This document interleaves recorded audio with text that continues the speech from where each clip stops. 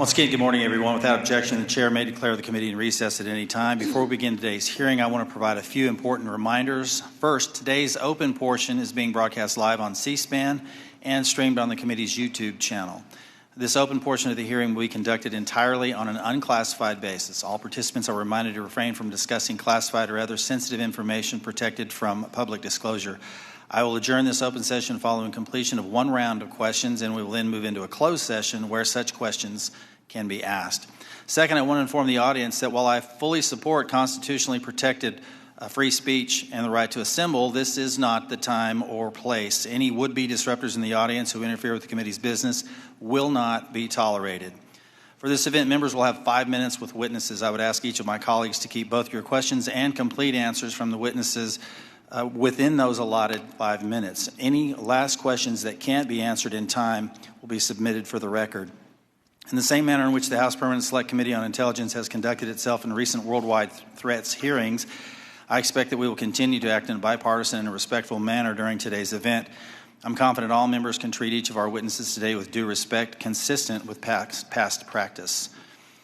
This worldwide threats hearing provides the American people the opportunity to hear directly from our intelligence community leadership on the threats that face our nation. It's my pleasure to welcome our witnesses to today's hearing: Director of National Intelligence, the Honorable Tulsi Gabbard; Director of Central Intelligence Agency, the Honorable John Ratcliffe; Director of the Federal Bureau of Investigation, the Honorable Kash Patel; Director of National Security Agency, General Tim Haugh; Director of Defense Intelligence Agency, Lieutenant General Jeffrey Kruse.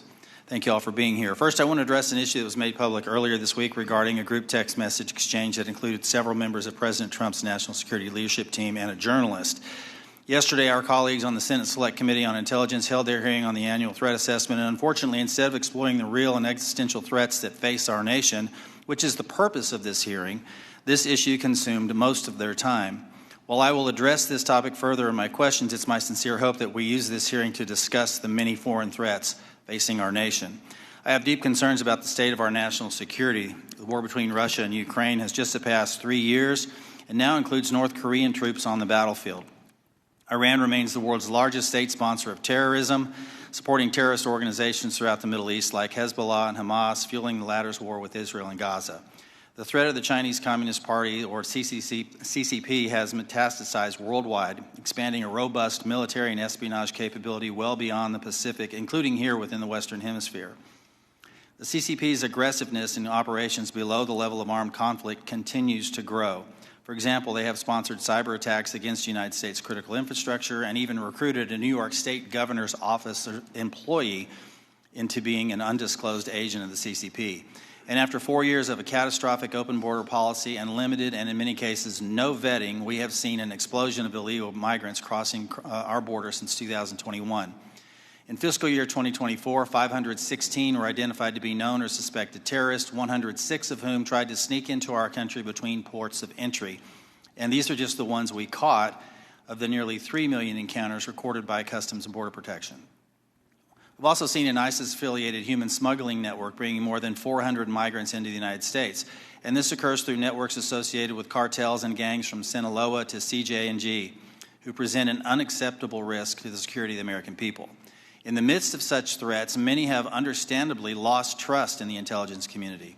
One reason I'm particularly concerned about is the pattern of lapses I've seen in analytic integrity and objectivity in some of the assessments provided by the IC in the last few years. From President Trump-Russia collusion fiasco to the origins of the COVID-19 pandemic to anomalous health incidents, there have been numerous instances of the IC suppressing certain reporting, using substandard reporting to support a pre-decided thesis, and failure or refusal to consider plausible alternative analyses. That, combined with many other examples of weaponized government, results in a situation where the United States is facing very real threats, while many of our citizens lack trust in those they empower to inform on or counter these threats. Look, I've been honored to serve our country for many years now, first as an explosive ordnance disposal technician in the Army, now as a representative for the 1st District of Arkansas and chairman of this committee. In my time here, I've traveled the world and met with countless IC employees, from everyday Americans doing challenging and often dangerous work of intelligence to agencies directors like yourselves. The vast majority of those people are honest, hardworking, patriotic Americans that silently and without accolades do difficult jobs, often in austere places, sacrificing time with their families and in some cases putting themselves in danger, all in order to serve the United States. These silent warriors deserve our gratitude and our respect. They do not deserve to have their reputations besmirched by poor leadership. Unfortunately, in recent years, we've seen instances of politicized, self-serving, dishonest leaders sustaining the reputation of our institutions and patriots by abusing the powers and sacred trust given to them by the American people. We have some real work to do. You in your roles as leaders of prestigious organizations and us as members of this committee charged with conducting honest and rigorous oversight must ensure that our institutions work for the American people.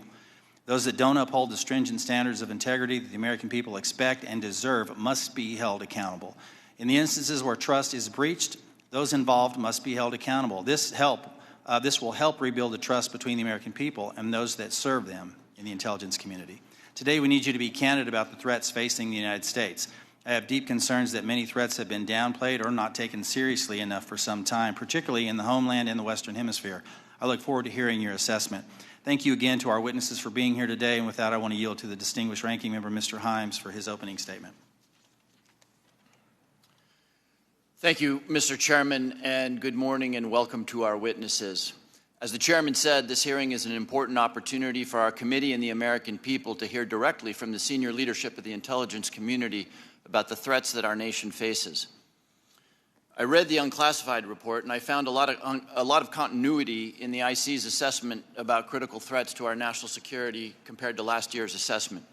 The IC continues to see threats from our principal adversaries, China, Russia, Iran, and North Korea. I must say, though, that after these last 2 months, I'm worried that the call may be coming from inside the House. This report calls Russia, and I quote, an enduring potential threat to U.S. power, presence, and global interests. But as far as I can tell, we're now on Team Kremlin. We vote with them and against our allies in the United Nations. We humiliate President Zelensky in the Oval Office. The president's chief Russian negotiator, Steve Witkoff, is repeating Russian talking points and participating on a madcap signal chat about an attack on Yemen while inside Russia. USAID is gone, and with it, all American soft power. If I had time, I would ask the generals at this table about what it means to our national security to give up our soft power. We're no longer helping struggling nations in Africa. China, or worse, terrorists, are filling the vacuum. I wonder how many of those African countries will be named in next year's threat assessment. Thanks to DOJ, the men we paid to guard the most vicious ISIS terrorists in the world in Syria walked off the job. Do you think we'll see their names in this document next year? Elon Musk fired the people who maintain our nuclear weapons. Does that feel like a threat to you? Apparently, all of this mayhem is cheered by the President of the United States and by 20-somethings with laptops and nicknames like Big Balls. But I've been doing this for a long time, and I know that Moscow and Beijing and Tehran and Pyongyang cannot believe their luck. Now we come to learn that people in the most dangerous and sensitive jobs on the planet put extremely specific pre-decisional discussions about a military attack on signal which could be intercepted by the Russians and the Chinese. Everyone here knows that the Russians or the Chinese could have gotten all of that information, and they could have passed it on to the Houthis, who easily could have repositioned weapons and altered their plans to knock down planes or sink ships. I think that it's by the awesome grace of God that we are not mourning dead pilots right now. The two general officers sitting at the table and the people who work for all of you know that if they had set up and participated in the signal chat, they would be gone. And they know that there's only one response to a mistake of this magnitude.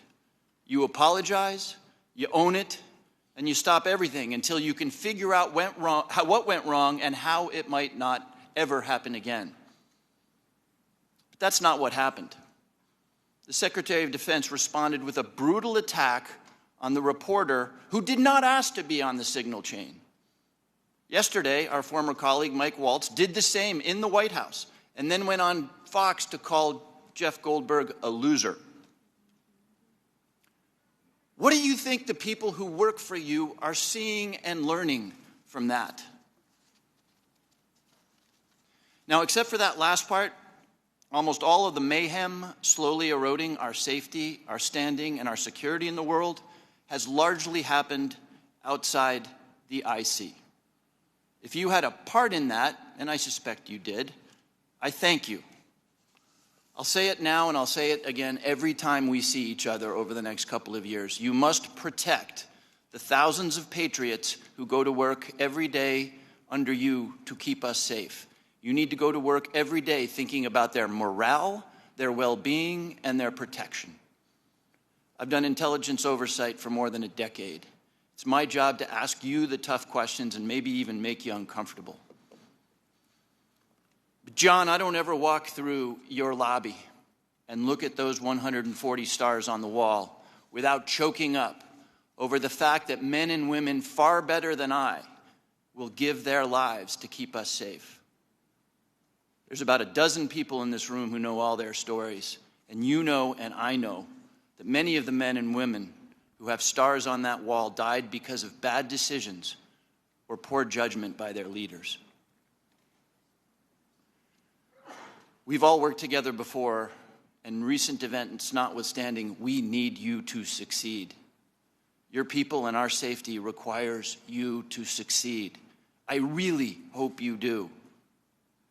But let me say now that if some overcaffeinated 20-year-old succeeds in firing your linguists or your mathematicians or your paramilitary officers, if you shut down some unit because Steve Bannon or Seb Gorka doesn't like it, America will be less safe and people will get hurt. And I and this committee and history will be very unkind. Yield back, Mr.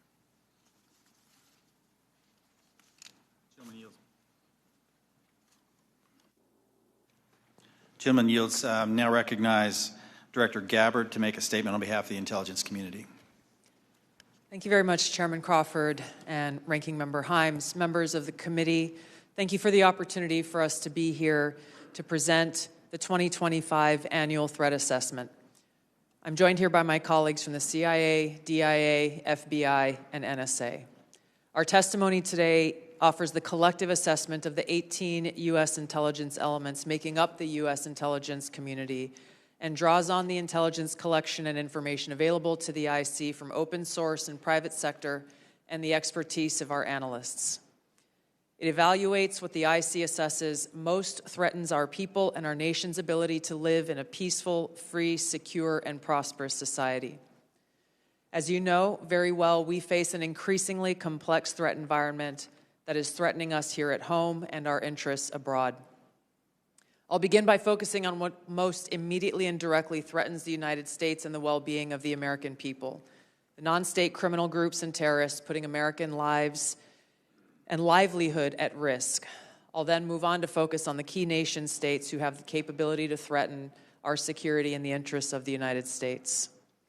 Cartels, gangs, and other transnational criminal organizations in our part of the world are engaging in a wide array of illicit activity, from narcotics trafficking to money laundering, to smuggling of illegal immigrants and human trafficking, which endanger the health, welfare, and safety of everyday Americans.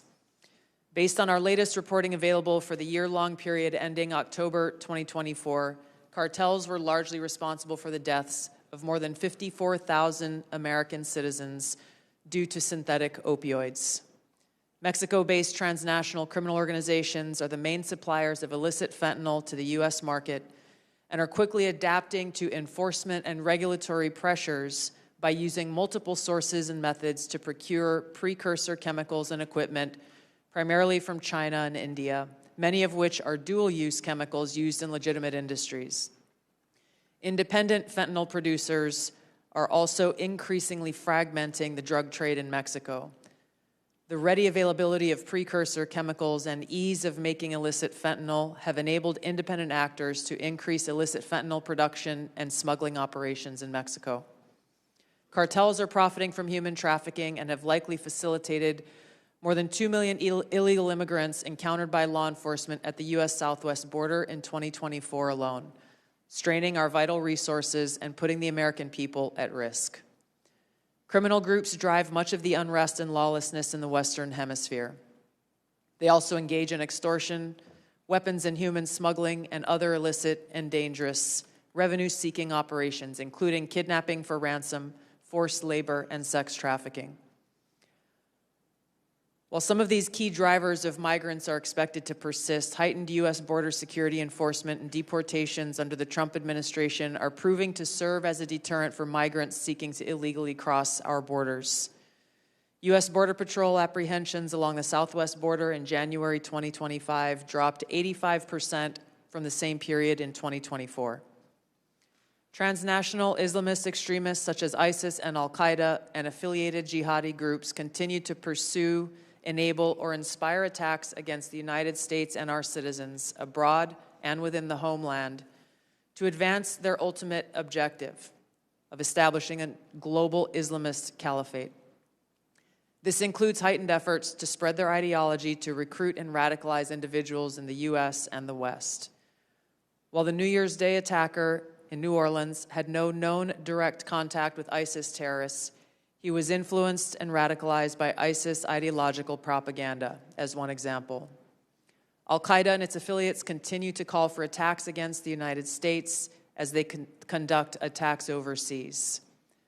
These jihadist groups have shown their ability to adapt and evolve, including using new technology and tactics to spread their ideology and recruit new followers. A range of non-state cyber criminals are also targeting our economic interests, our critical infrastructure, and advanced commercial capability for extortion, other coercive pursuits, and financial gain.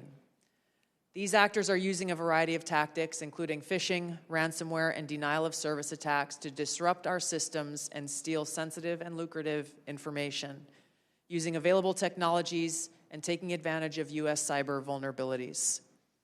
Ransomware actors last year, for example, attacked the largest payment processor for U.S. healthcare institutions, and another set of criminal actors conducted cyber attacks against U.S. water utilities. Some of these non-state cyber actors also operate as proxies for or emulate similar activities being carried out by major state actors. The IC sees China, Russia, Iran, and North Korea engaging in activities that could challenge U.S. capabilities and interests, especially related to our security and economy. They are in some cases working together in different areas to target U.S. interests and to protect themselves from U.S. sanctions. At this point, the IC assesses that China is our most capable strategic competitor. Under the leadership of Xi Jinping, the People's Republic of China seeks to position itself as a leading power in the world stage, economically, technologically, and militarily. Beijing is driven in part by a belief that Washington is pursuing a broad effort to contain China's rise and undermine CCP rule. China's most serious domestic challenge is probably China's slowing economy and the potential instability that could occur if socioeconomic grievances lead to large-scale unrest. Growing economic tensions with the United States and other countries could also weigh on China's plans for economic growth and domestic job creation. China's military is fielding advanced capabilities, including hypersonic weapons, stealth aircraft, advanced submarines, stronger space and cyber warfare assets, and a larger arsenal of nuclear weapons. While it appears they would like to develop and maintain positive ties with the United States and the Trump administration to advance its own interests and avoid conflict, China is building its military capability in part to gain an advantage in the event of a military conflict with the United States around the issue of China's efforts towards unification with the Republic of China or Taiwan.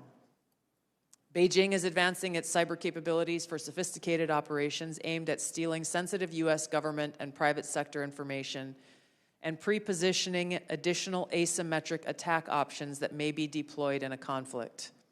China's cyber activities have been linked to multiple high-profile breaches, including last year's massive compromise of U.S. telecom infrastructure, commonly referred to as Salt Typhoon. Beijing currently dominates global markets and strategically important supply chains, for example, with the mining and processing of several critical minerals. In December, China imposed an export ban to the United States on gallium, germanium, and antimony, all of which are important to the production of semiconductors and our defense technologies.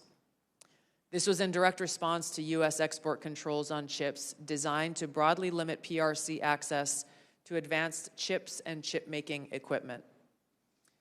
China also aims to compete in other critical global industries, including AI, legacy semiconductor chip production, biomanufacturing and genetic sequencing, and medical and pharmaceutical supply production. Russia's nuclear and conventional military capabilities, along with its demonstrated economic and military resilience, make it a formidable competitor. Moscow has more nuclear weapons than any other nation that could inflict catastrophic damage on the United States and the world in the event of a major war that Russian leaders feared put them and their regime at serious risk. In late 2024, Russia announced updates to its public nuclear doctrine, expanding the conditions under which Russia would consider using nuclear weapons.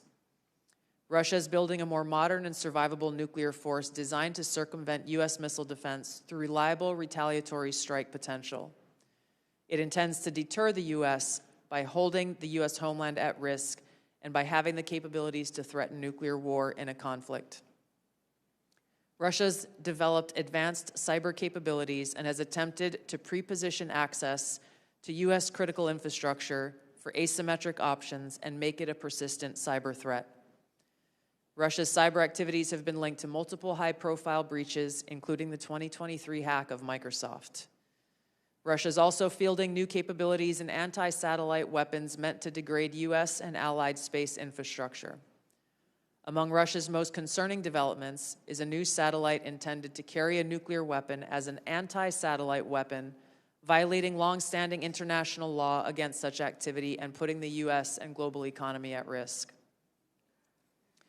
Iran continues to seek to expand its influence in the Middle East, despite the degradation to its proxies and defenses during the Gaza conflict. Iran has developed and maintains ballistic missiles, cruise missiles, and UAVs, including systems capable of striking U.S. targets and allies in the region. They've shown a willingness to use these weapons, including during a 2020 attack on U.S. forces in Iraq and in attacks against Israel in April and October 2024. Iran's cyber operations and capabilities also present a serious threat to U.S. networks and data. The IC continues to assess that Iran is not building a nuclear weapon, and Supreme Leader Khamenei has not authorized the nuclear weapons program that he suspended in 2003. We continue to monitor closely if Tehran decides to reauthorize its nuclear weapons program. In the past year, we've seen an erosion of a decades-long taboo in Iran on discussing nuclear weapons in public, likely emboldening nuclear weapons advocates within Iran's decision-making apparatus. Iran's enriched uranium stockpile is at its highest levels and is unprecedented for a state without nuclear weapons. Iran will likely continue efforts to counter Israel and press for a U.S. military withdrawal from the region by aiding, arming, and helping to reconstitute its loose consortium of like-minded terrorist actors, which it refers to as its axis of resistance.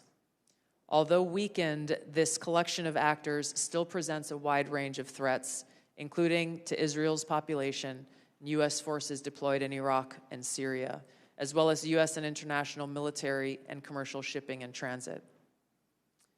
North Korean leader Kim Jong-un is pursuing stronger strategic and conventional capabilities that can target U.S. forces and allies in the region, as well as the U.S. homeland, to bolster North Korea's leverage and stature, defend its regime, and achieve at least tacit recognition as a nuclear weapons power. Kim's recently cemented strategic partnership with Russia supports these goals by providing him with greater financial, military, and diplomatic support, reducing its reliance on China, and providing North Korean forces and weapons systems with warfighting experience. Kim views his strategic weapons advances, its deepening ties with Russia, and its economic durability as strengthening his negotiating position against Washington's demands for denuclearization and lessening Kim's need for sanctions relief.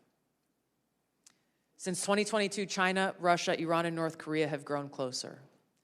Removing the accelerant of the war in Ukraine is unlikely to revert these bilateral relationships to a pre-war 2021 baseline, leaving room for new strategic priorities in world events to create new incentives or challenges to their expanded cooperation.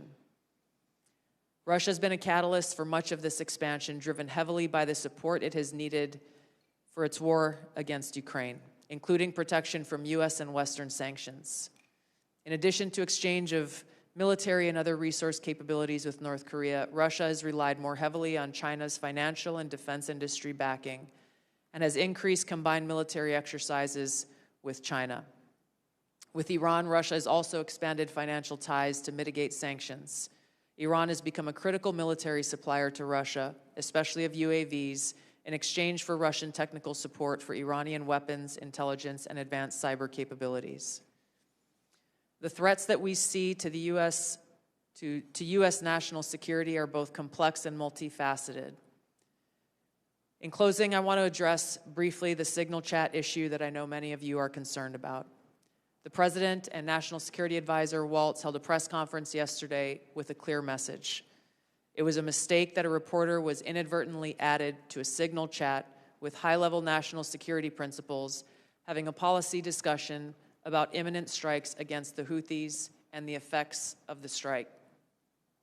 The National Security Advisor has taken full responsibility for this, and the National Security Council is conducting an in-depth review along with technical experts working to determine how this reporter was inadvertently added to this chat. The conversation was candid and sensitive, but as the President and National Security Advisor stated, no classified information was shared. There were no sources, methods, locations, or war plans that were shared. This was a standard update to the National Security Cabinet that was provided alongside updates that were given to foreign partners in the region. The Signal Message app comes pre-installed on government devices.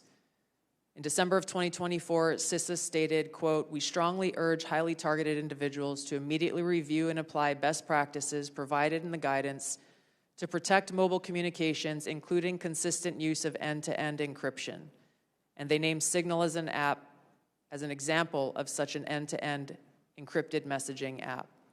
Ideally, these conversations occur in person. However, at times, fast-moving coordination of an unclassified nature is necessary where in-person conversation is not an option.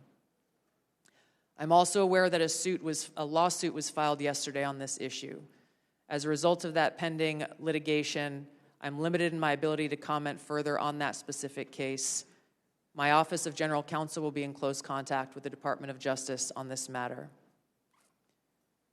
The most important thing to the American people and to all of us is the success of this military operation against terrorists who have been and continue to attack American service members was extremely successful, thanks to the leadership of President Trump and the actions of our brave men and women in uniform. As the heads of the American people's intelligence community, we will continue to provide the President, you in Congress, and our warfighters with timely, unbiased, relevant intelligence to keep our country secure, free, prosperous, and at peace. Thank you, Mr. Chairman. Thank you, Director Gabbard. We now turn to member questions. I'll recognize myself for 5 minutes. I want to talk about, before I get into the threats, I want to talk about something we've talked about in this committee and in this setting before.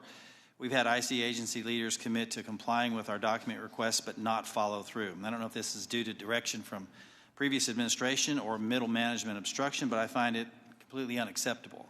In fact, I had to subpoena the NSA in order to cooperate with our AHI investigation last year.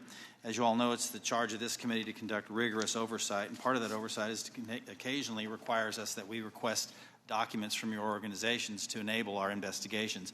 We cannot adequately do our jobs without your partnership and your cooperation.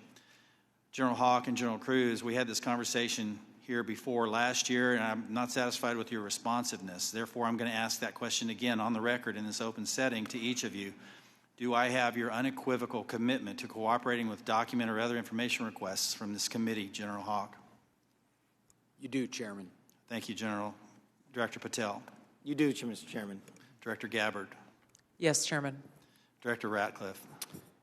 Yes, you do, Chairman and Ranking Member. And I want to start by saying it's good to be back. It's good to see you.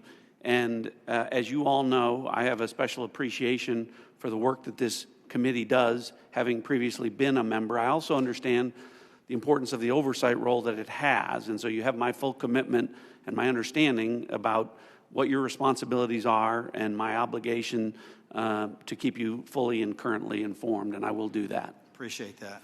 General Kruse. Chairman, of course, you have our continuing support on this critically important effort for the nation. Thank you. I appreciate that. I want to turn now to something that's a topic of conversation and really needs to be, and that's our own neighborhood here in our Western Hemisphere. I mentioned in my opening statement, I'm deeply concerned about encroachment in the Western Hemisphere, not just by China, but other adversaries like Russia and Iran, from Russian military cooperation with and support to Venezuela and Nicaragua, CCP-linked companies' acquisition of critical assets in Central and South America, Iran's defense agreement with Bolivia, the establishment of a technical military cooperation commission including Venezuela, Cuba, China, Russia, and Iran. And I could list several more alarming examples. I'm afraid we've focused so much of our attention across the world that we've lost sight of our own neighborhood, leading to the anti-American regimes gaining permanent footholds within striking distance of the homeland. So, Director Gabbard, to the extent that you can discuss it in this setting, what is the intelligence community's assessment of adversary encroachment in the Western Hemisphere? Thank you, Mr. Chairman. We'll be able to go into greater detail in the closed session, but the intelligence community assessment reflects what you have just detailed and outlined. The continued competition, encroachment, and investments that are occurring in the Western Hemisphere have rapidly increased and continue to pose a threat both to our economic interests and to our security. Every day there are new reports of further attempts. One just recently that came up yesterday with investments that are being made in the southeast part of the United States. Again, I'll go into this further in a closed setting, but the intelligence assessments that we are receiving are being shared with senior cabinet officials, Department of Energy, Commerce, Treasury, those who are working alongside us to not only monitor, but to determine the best policies that will protect our interests. Thank you. I want to turn to Director Patel real quick in the time that I have left. If you can flesh this out for me just a little bit. You indicated something that caught my attention in the proceeding yesterday, and that was your involvement with the Judicial Drug Task Force that you partner with at the state level, and how that has yielded positive results with regard to cartel activity. Can you put a little finer point on that to describe those partnerships in the 53 seconds we have remaining? Yeah, I'll try to be brief. Mr. Chairman, Mr. Vice Chairman, thanks for having us, Ranking Member. My priorities at the FBI have been to partner with state and local law enforcement in ways that we have not done so before, particularly on information sharing, and it's a two-way street. And in order for us to effectuate drug seizures and narcotics interdictions in the 50 states, we treat them as all border states because that's what's happening. We have an American citizen die of a drug overdose every 7 minutes. That is wildly out of control and unacceptable. But the FBI cannot do that mandate and secure the American people from Washington, D.C. So we're putting resources in the field. We are working with our partners at the state and local level. And we are seeing immediate results, as we are seeing in Arkansas, as I outlined yesterday, with hundreds of arrests, thousands of pounds of narcotics seized, dozens of weapons, and multiple indictments. Thank you, Director. I'm going to yield and recognize Ranking Member Himes for 5 minutes. Thank you, Mr. Chairman. If there's something I care as much about as the national security of the United States, it's the powers and prerogatives of this Congress and its oversight duties. So I want to spend a minute or so on yesterday's testimony in front of the Senate and direct these questions in particular to Director Patel and Director Gabbard. Yesterday, Senator Heinrich asked, did this conversation, referring to the signal chat, include information on weapons, packages, targets, or timing? Director Patel, you said not that I'm aware of. Director Gabbard, you said same answer. This morning we learned that the signal chat included the following update, forward-looking update from the Secretary of Defense. Time now, 11:44 Eastern Time. Weather is favorable. Just confirmed with CENTCOM. We are go for mission launch. 12:15 Eastern Time. F-18 launch. First strike package. 13:45 trigger-based F-18 first strike window starts. Target terrorist is at his known location, so should be on time. Also, strike drones launch MQ-9s. 14:10 more F-18s launch. Second strike package. Do either of the directors want to reflect on their testimony yesterday in the context of what I just read? Sure. One, I was not on that signal chat. Two, I have not reviewed it. And three, as you just indicated, that was made public this morning. But, Director, you didn't, prior to yesterday's Senate, you were on the signal chat, correct? No. Okay, but did you review the material on the signal chat? No, I wasn't on it. Director Gabbard? Yes, Ranking Member. My answer yesterday was based on my recollection, or the lack thereof, on the details that were posted there. I was not, and what was shared today reflects the fact that I was not directly involved with that part of the signal chat, and replied at the end reflecting the effects, the very brief effects that the National Security Advisor had shared. So it's your testimony that less than 2 weeks ago, you were on a signal chat that had all of this information about F-18s and MQ-9 Reapers and targets on strike, and you, in that 2-week period, simply forgot that that was there. That's your testimony? My testimony is I did not recall the exact details of what was included there. That was not your testimony. Your testimony was that you were not aware of anything related to weapons packages, targets, and timing. As the testimony yesterday continued on, there were further questions related to that, where I acknowledged that there was conversation about weapons, and I don't remember the exact wording that I used, but I did not recall the specific details that were included. Director Gabbard, you've reasserted that there was no classified information. I think we can all agree that that information shouldn't have been out there. But let me ask you this. Are you familiar with the ODNI's classification guidance? I'm familiar with it. I've actually got a copy right here. If I read you a part of that guidance, I wonder if you could tell me what the level of classification indicated is. I'm reading from your classification guidance.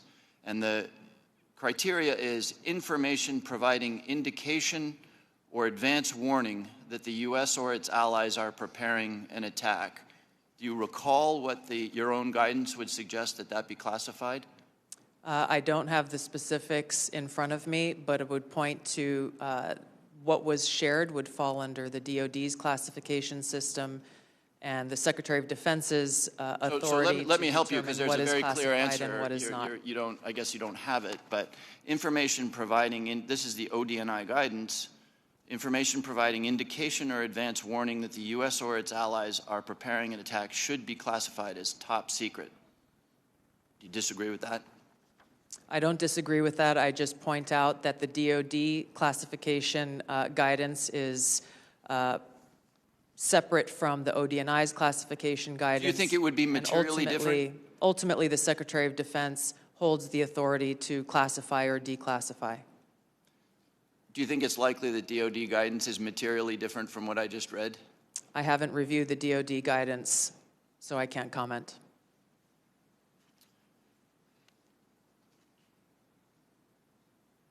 Director Gabbard, a lot of this suggests sort of a lack of sobriety. When there's punch emojis and fire emojis, it's a lack of sobriety. I don't mean that literally. But I have one last question for you, because I think people really listen to what you have to say. You, on March 15th, as DNI, retweeted a post from Ian Miles Chong, who is listed on RT, that's Russia Today's website, as, quote, a political and cultural commentator who has contributed content to RT since at least 2022. Director Gabbard, do you think that it's responsible for you as head of the intelligence community and the principal presidential intelligence advisor to retweet posts from individuals affiliated with Russian state media? That retweet came from my personal account, and I would have to go back to look at the substance of the tweet. Can I, just so that we don't have a lack of confusion amongst our allies and enemies and us, can I act perhaps that you not think that you should be saying one thing on your personal account than you say officially? I maintain my First Amendment rights to be able to express my own personal views on different issues. Thank you. I yield back, Mr. Chairman. Gentleman yields. Now recognize the distinguished Vice Chairman, General Kelly. Yeah, I'd now, for the first 30 seconds, Mr. Ratcliffe, or Director Ratcliffe, formerly known as Texas, from this Mississippi guy, I'd like to give you 30 seconds if you have anything to respond to what Ms. Gabbard Director Gabbard, just said. Well, Mississippi, it's good to see you again, and I appreciate the opportunity. You know, there's so much talk about this Atlantic article and about things that were said and that could have happened instead of a focus on what did happen. So my responsibility as CIA director, one of its responsibilities is to kill terrorists. And that's exactly what I did along with President Trump's excellent national security team. That's what we should be focused on. With regard to that article, I also would appreciate the opportunity to relay the fact that yesterday I spent 4 hours answering questions from senators as a result of that article that were intimating that I transmitted classified information because there were hidden messages. Those messages were revealed today and revealed that I did not transmit classified information, and that the reporter, who I don't know, I think intentionally intended it to indicate that. That reporter also indicated that I had released the name of an undercover CIA operative in that signal chain. In fact, I had released the name of my chief of staff, who is not operating undercover. That was deliberately false and misleading, and I appreciate the opportunity to reflect that my answers haven't changed. I used an appropriate channel to communicate sensitive information. It was permissible to do so. I didn't transfer any classified information. And at the end of the day, what is most important is that the mission was a remarkable success, is what everyone should be focused on here, because that's what did happen, not what possibly could have happened. Thank you, Director Ratcliffe. Director Patel, thank you for the great job that you've done. So, first of all, your coordination and trying to comply with the letter that was sent last year and the year before asking for the baseball shooting, of which what I got was basically what happened on the field, and I was there, so I don't need to know that, although no one from the FBI ever talked to me about what happened. They talked to people who were not there.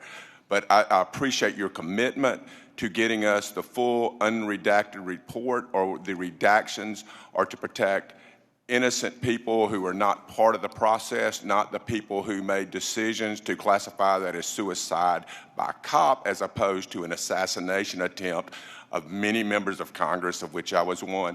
Thank you for your commitment, Director Patel, because I know that you will give us what we have asked for so that we can put this to rest, Mr. Winstrup, myself, and several others. Can I get your commitment to do that, Director Patel? In fact, I just got an update, Mr. Vice Chairman, from my team. You'll have all of those materials to you and your committee by the close of business today, or at the latest tomorrow morning. And just really quickly, Director Ratcliffe, and I don't want to go over time. I think it's so important for everybody to have their time. Can you tell me the impact that DOJ has had in causing you to fire people you shouldn't have fired, or release people who are instruments of national security are no longer there? Tell me if you've had any impact specifically that DOJ has caused you to lose someone who was necessary for national security. Given the fact that as of this date, no one from DOJ has been on the CIA campus, and I've had no direct communication with DOJ other than conversations with Elon Musk at cabinet meetings, I would say the impact is zero. Director Patel? I'm in a similar situation. We do work with DOJ on government efficiencies, but I have not seen any negative impacts at the FBI. Thank you very much. And Director Gabbard, it's good to see you again, too. You know, I think we were freshmen together, you and I and Director Ratcliffe, and I'm here and you guys are like there. Have you seen any impact across the whole IC that DOGE has caused things that you can't respond to? Yeah, thank you, Congressman. It's great to see you all again here. The answer is no. Similar with Director Ratcliffe, DOGE has not been at ODNI. The President understands the essential national security mission that we have, and we are going through our own internal assessments to ensure we're achieving the effects in an efficient way that is responsible to the American taxpayer. Yield back, Mr. Chairman. Gentleman yields. Mr. Carson. Thank you, Chairman, to the witnesses, many of whom I've worked with in the past. It appears that this year's report omitted any discussion of transnational concerns like global health security, infectious diseases, and the role of conflict, violence, and political instability play as drivers of migration. Coupled with the administration's cuts to USAID and other international assistance, particularly health and humanitarian assistance, won't these reductions and eliminations increase regional instability and volatility in areas already at high risk for threats? Was the IC consulted at all in the decisions to eliminate such critical funding, and why weren't these risks included in this year's report?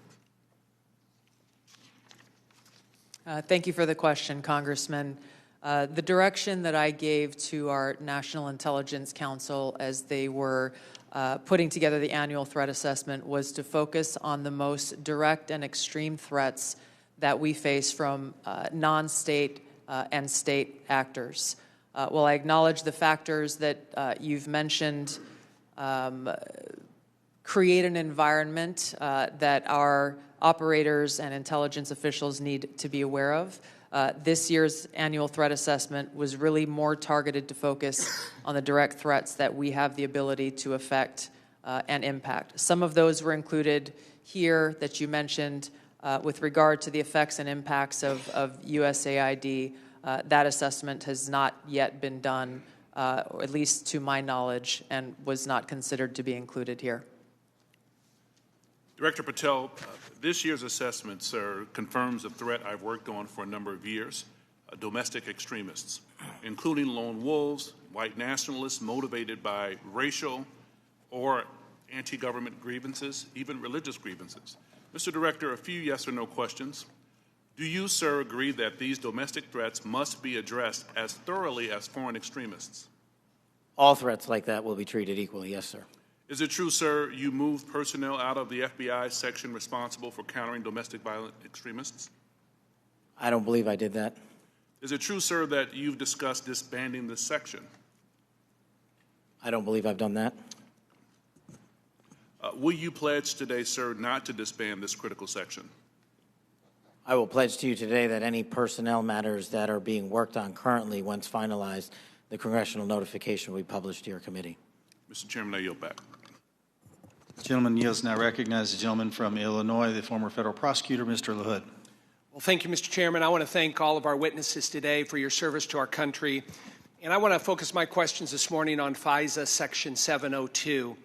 And Director Ratcliffe, welcome back to the committee.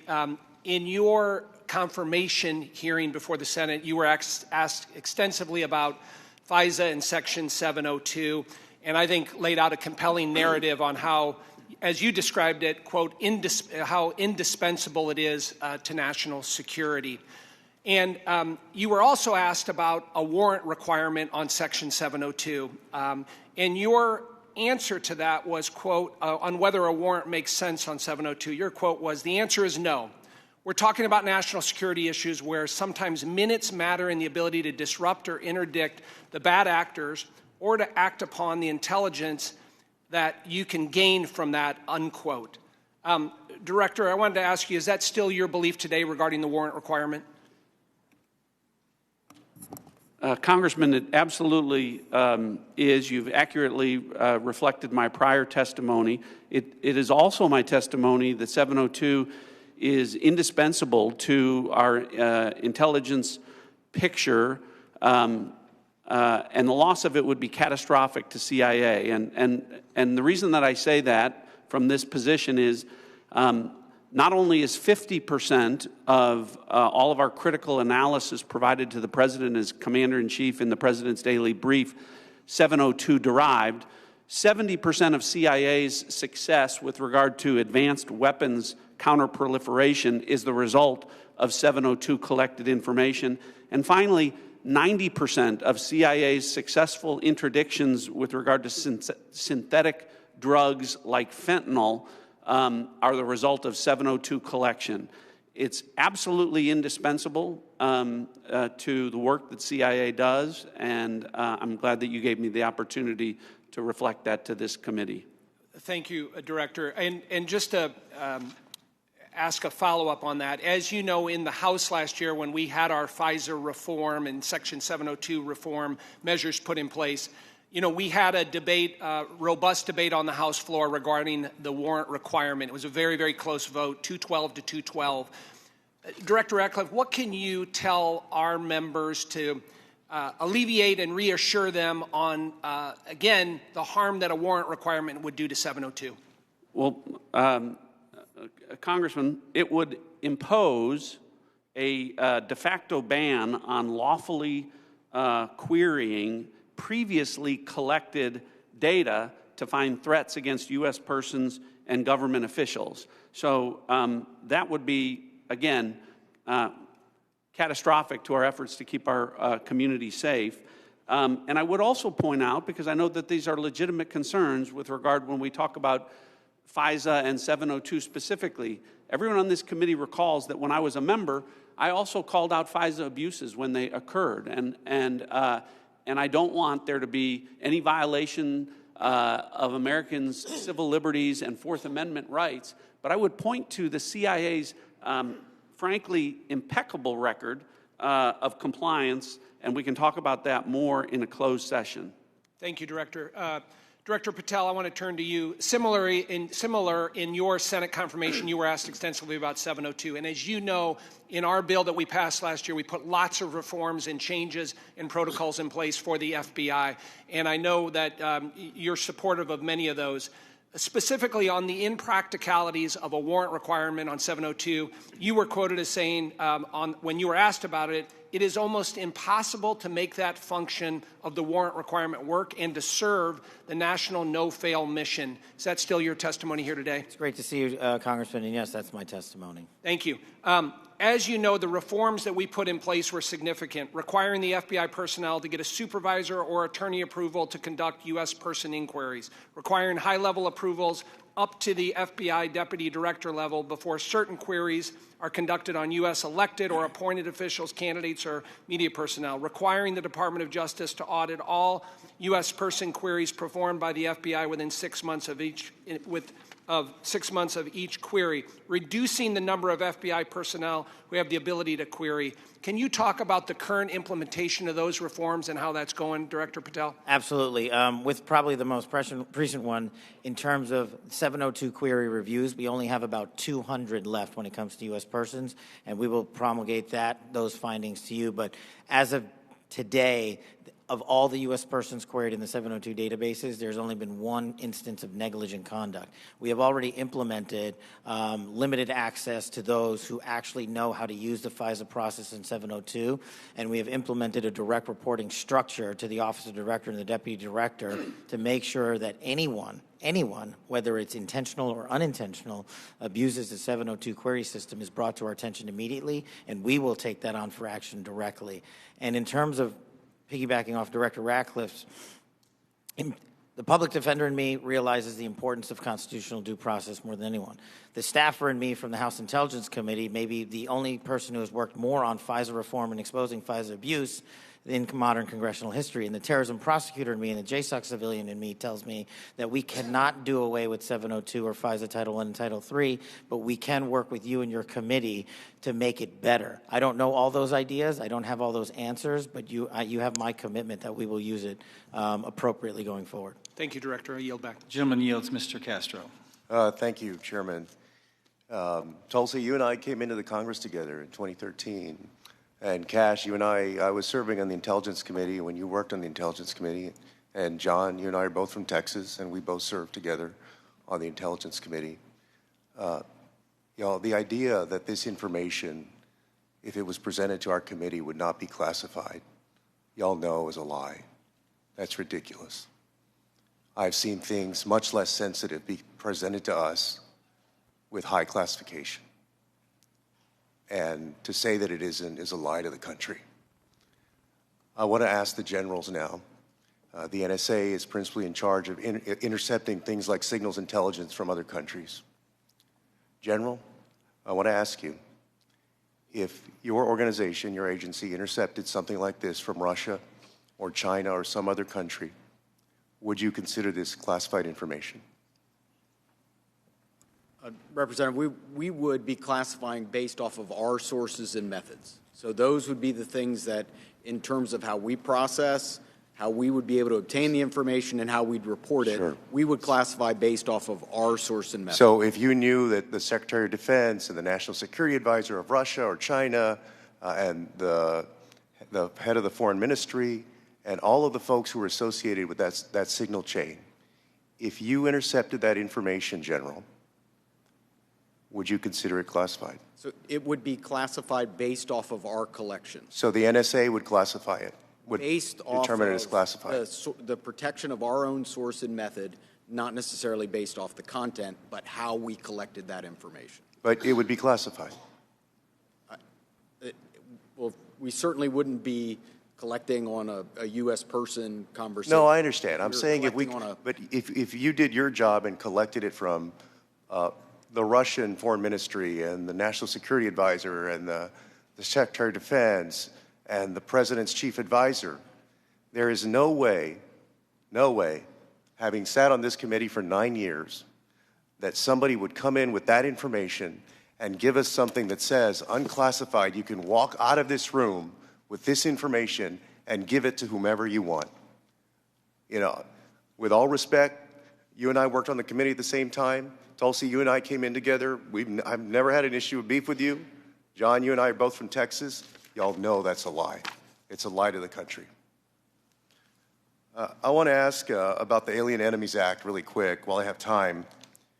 The President has used the Alien Enemies Act, a wartime authority last used to detain German and Japanese nationals during World War II, to summarily deport people accused of being members of the Venezuelan gang Tren de Agua. To invoke this law, the President must demonstrate that the United States is under invasion by a foreign nation or government. They have alleged that we are under invasion by the Venezuelan government. The idea that we are at war with Venezuela would come as a surprise to most Americans.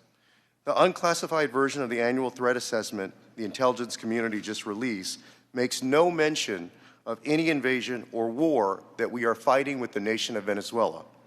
You would think our nation being at war would merit at least a small reference in this threat assessment. And Director Ratcliffe, does the intelligence community assess that we are currently at war or being invaded by the nation of Venezuela? We have no assessment that says that. Thank you. In invoking the law, the President alleged that Tren de Agua is, quote, undertaking hostile actions against the U.S. at the direction, clandestine or otherwise, of the Maduro regime in Venezuela. Director Gabbard, does the intelligence community assess that the Venezuelan government is directing Tren de Agua's hostile actions against the United States? There are varied assessments that came from different intelligence community elements. I'll defer to Director Patel to speak specifically to the FBI assessment. But let me ask you, so you're saying there are conflicting assessments that have come from the IC? That's correct. Okay, thank you. We'll take it up in closed session. All right. You know, your threat assessment makes issue of, highlights fentanyl trafficking as a top threat to the United States, yet support for law enforcement cooperation with Mexico has been put on hold, and there's been a threat of invasion to Mexico by the United States. You assess that Russia's advanced cyber capabilities make it a persistent counterintelligence cyber threat, yet the administration shut down the unit at the Cybersecurity Infrastructure Agency tasked with stopping Russian cyber attacks. There are so many other ways that the actions of this administration have contradicted this threat assessment. and the administration is making the world and the United States more dangerous. I yield back. The gentleman yields. The gentleman from Pennsylvania, Mr. Fitzpatrick. Thank you, Chairman Crawford. Thank you to all of our witnesses for being here. I look forward to working with each and every one of you to keep our country and our planet safe. I wanted to carry on the topic of Section 702 reauthorization. Representative LaHood and I did a lot of work on this over the past 2 years. As you all know, last Congress, this committee worked in a bipartisan manner to advance the reauthorization of what most of us, if not all, deem to be our country's single and most important national security tool. The result was what was titled the Reforming Intelligence and Securing America Act, which not only reauthorized Section 702, but equally important, it provided necessary reforms to our intelligence community in an effort to address past abuses. This was the largest single reform of the FBI and the IC in a generation, making sure that there are appropriate compliance guardrails that enhance accountability while still protecting the critical tools necessary for our nation's security. Just to name a few, in 2009, Section 702 protected our nation from an attack by an al-Qaeda member who intended to detonate explosives in the Manhattan subway lines. In 2014, Section 702 helped prevent attacks by assisting in the removal of ISIS leader Haugh. In 2022, Section 702 contributed to the U.S. government's operation against the last remaining 9/11 architect, Ayman al-Zawahiri. And as we saw in the horrendous attacks of October 7th, an attack on the people of Israel, where Hamas killed over 1,200 innocent civilians, intelligence collection is essential to the safety and security of our population. We must never, ever see another attack the likes of 9/11. Especially as a result of a self-inflicted intelligence failure. Not reauthorizing the use of this authority in this coming year would intentionally and willingly put the United States at a disadvantage against actors who seek our destruction. Representative LaHood touched on the warrant requirement. As you all know, that is really the linchpin here. And I think it's abundantly clear for members of this committee, members of this Congress, and for members of our intelligence committee to understand that a warrant requirement is on the collection of data. A warrant requirement cannot apply to the querying of already lawfully collected data. To follow that theory to its logical extreme would be to say that a police department who has an evidence locker containing lawfully collected data has to get a warrant to re-enter that evidence locker. It'd be akin to say to a police officer they cannot run a license plate, which is querying off of lawfully collected Department of Transportation data without getting a warrant. It would shut down the courts, it would shut down law enforcement, it would make our country much less safe. So I want to ask Director Patel, Director Ratcliffe, I want to yield the floor to you as we will be working with all of you, particularly your two agencies on reauthorization, to share your thoughts.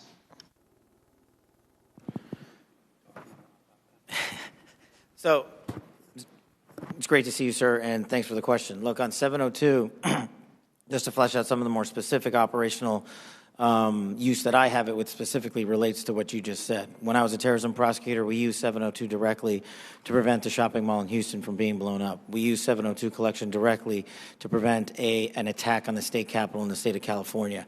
And those individuals were prosecuted and are currently in prison. And balancing that awesome responsibility with the constitutional protections that every American should have when we're talking about U.S. persons specifically is something that I keep in mind on every single decision surrounding 702.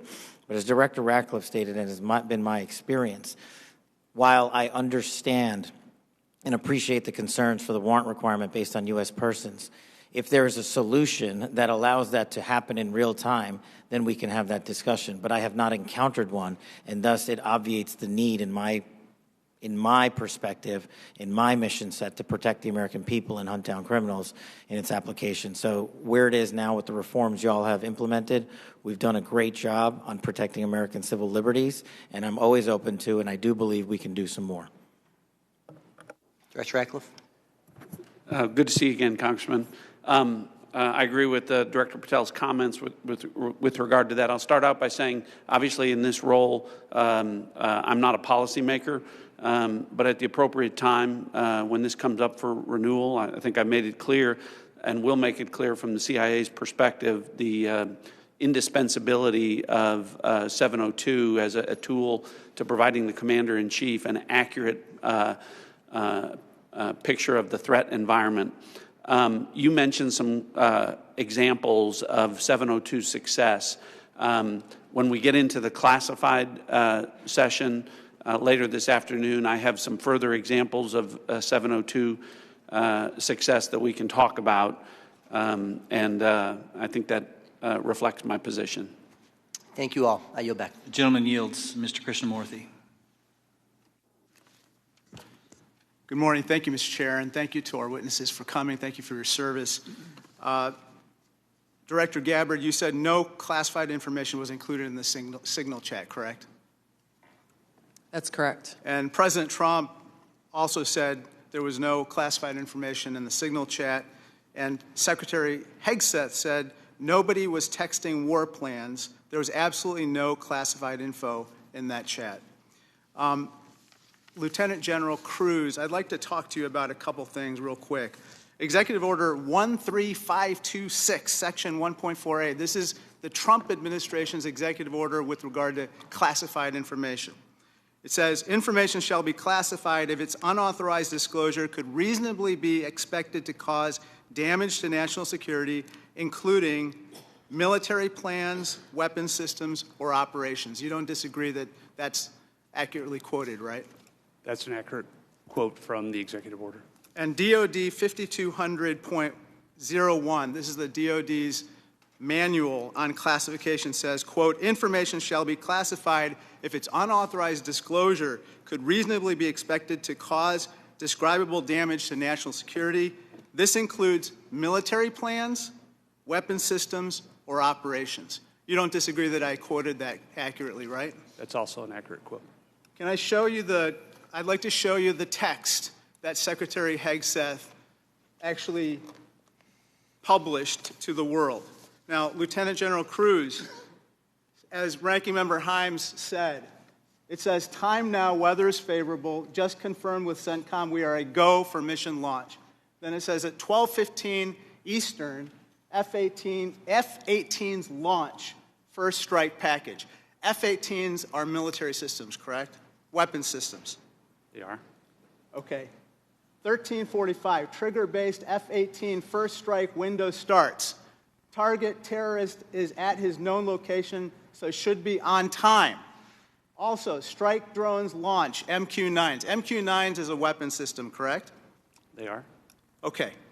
I think applying the executive order as well as the DOD manual to this fact pattern, we clearly have weapon systems that have been identified. That is classified information. Now, the reason why it's important that this information not be disclosed is that we don't want the adversaries to know what's about to happen, right, sir? Well, I would draw a small distinction there. You referenced and asked if that platform, those two platforms are weapon systems. They are, but those terms are used all across the globe in a lot of contexts. So it's really about how they're used in the context of this particular document. I just want to clarify that the use of those terms, I understand. Yeah. In this situation, those are operational details.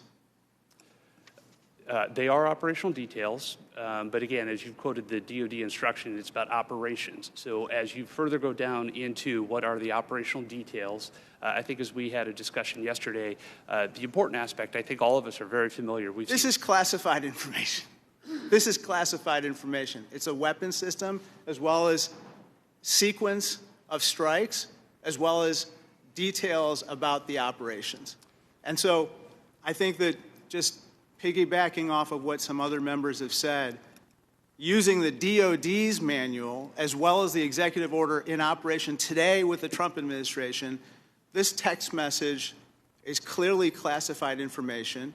Secretary Hegseth has disclosed military plans as well as classified information. He needs to resign immediately. He needs to resign immediately, and a full investigation needs to be undertaken with regard to whether other similar signal chats are occurring in this administration. I'd like to turn my attention to another topic. Director Patel, according to the DOJ, in 2022, the FBI led Joint Terrorism Task Force, JTTF, in my hometown of Chicago valiantly led efforts to prevent a plot to attack Naval Station Great Lakes in Illinois. You don't dispute that, do you, sir? I'm not familiar with it, but I don't dispute what you're telling me. Thank you. A memo obtained by ABC 7 News of Chicago said that this task force will now be, quote, actively supporting, close quote, the Department of Homeland Security and its immigration enforcement. You don't dispute that either, do you? I'm just not familiar with it, sir. Okay. Sir, I just have to say, the DOJ has now tasked JTTFs to shift some resources to immigration enforcement efforts. And I don't say this lightly, if there's a terrorist attack anywhere in the country, including in Chicago, and it was because the JTTFs in part shifted resources, they'll be held to pay. Thank you, sir. Gentleman's time has expired. Gentleman from Georgia, Mr. Scott. Thank you, Mr. Chairman. Director Gabbard, was the target terrorist named in the text, or was it simply referred to as target terrorist? The target was not named. Thank you. Was the location named? Congressman, no locations were named. Thank you. Director Patel, there was a specific accusation made about how close we are working with Mexico currently. My understanding, and I want to congratulate you on this, and I think it shows a shift of focus at the FBI since you've taken over to what it should have been doing all along, which is chasing the 10 most wanted that are threatening our country. My understanding is that 2 of the 3 were actually arrested in Mexico and are being extradited back to the United States. Is that correct? Yes, sir. We have been working. One of the first meetings I took as FBI director was my counterpart, Secretary Farouche in Mexico. And subsequent to that, we have repaid or extradited or expelled from Mexico 2 top 10 of the FBI's most wanted list and 33 other criminals.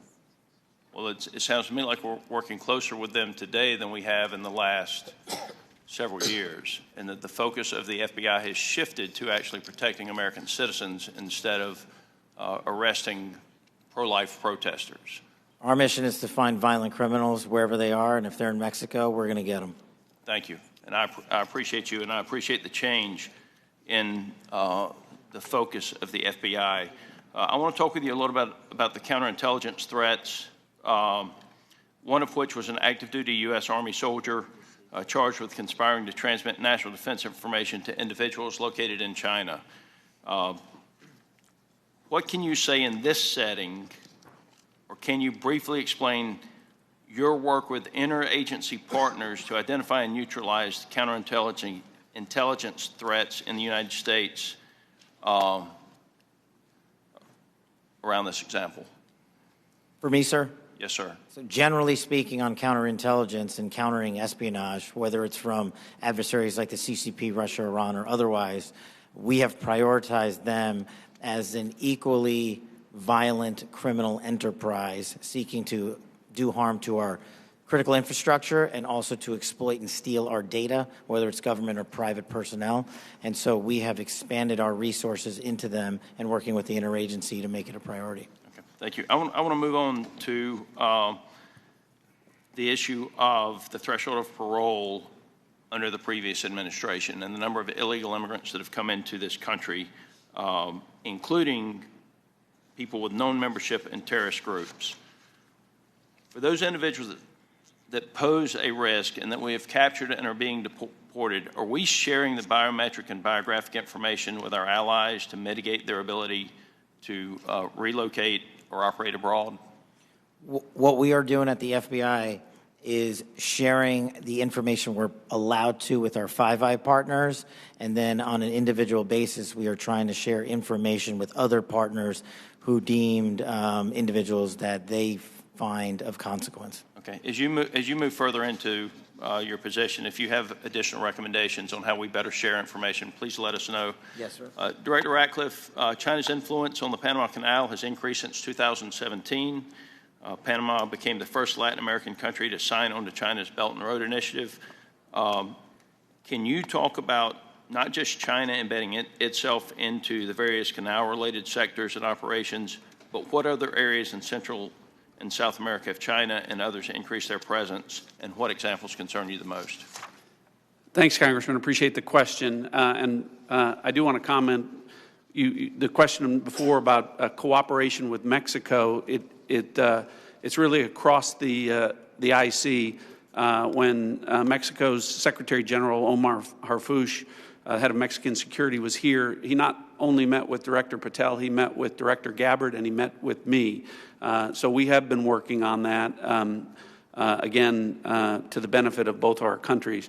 To your point, the PRC throughout Central and South America continues to attempt to use its soft power to gain a foothold. They use direct aid to countries that need it. They also provide funding to universities to get a foothold to create influence. And you mentioned the Panama Canal, and you've seen the diplomatic efforts of the administration to address that and push back on PRC ownership of the canal locks. But that ties into what the IC is doing. In these instances, it's important for us, Congressman, to the best way we can operate is to provide intelligence to countries in Central and South America, to provide them with briefings, which we do, to provide them with tailored analysis of our intelligence about how China is manipulating them, about how China is hacking them, the things that China is doing to gain a foothold, and Russia and Iran throughout that area. So the CIA is very much focused on that. Gentleman's time's expired. Mr. Crow. Thank you, Chairman. General Haugh, the NSA recently warned its employees not to use the Signal app. Is that correct? What we did, Congressman, is we put out cybersecurity advisories on a whole host of systems. On the Signal app that was included in that advisory, right? What we've done is we've put out an advisory on how to use the Signal app and other encrypted applications, because we do encourage our employees and their families to use encrypted. Because there's risk to that app. There are. Okay. General Kruse, DOD also issued a warning about vulnerabilities to the Signal app recently, correct? That's correct. Okay. Director Gabbard, you were on this Signal text chain in question, correct? Yes. As was Mr. Witkoff, the administration's lead negotiator with the Russians, correct? Yes. And at the time, Mr. Witkoff was actually in Russia during this chat discussion, was he not? I was not aware of that. Was he on his personal phone at the time? I don't know. Well, it's my understanding that he was indeed in Russia. Director Gabbard, you were also traveling during this discussion, correct? Yes. And where were you? I was traveling through the Asia-Pacific region. I don't recall which country I was in at that time. You don't remember the country? I'd have to go back and look at the schedule. Director Gabbard, I want to direct your attention again to the text chain where it says, just confirmed with CENTCOM, we are a go for mission launch. Does that indicate to you that there is about to be a military operation? Yes. Director Gabbard, earlier in this hearing, we heard about the DOD's classification standards. I want to now turn my attention to your classification standards. You're the Director of National Intelligence. The Office of the Director of National Intelligence classification guide says, quote, information providing indication or advance warning that the U.S. or its allies are preparing for an attack, end quote, is to be classified as top secret. Are you familiar with that? Yes. Director Gabbard, have the Houthis indicated an ability to shoot down American aircraft? Yes. They have in fact done so, haven't they? Yes. Including MQ-9 Reapers, haven't they? That's correct. And that was one of the systems used in the attack recently that's the subject of this discussion, is it not? Correct. General Kruse, are you familiar with this system? I'm not wearing my glasses at the moment, but... Well, I'll help you out. This is an SA-3 anti-aircraft system. Correct. Are you familiar with this next system? I am. What is it?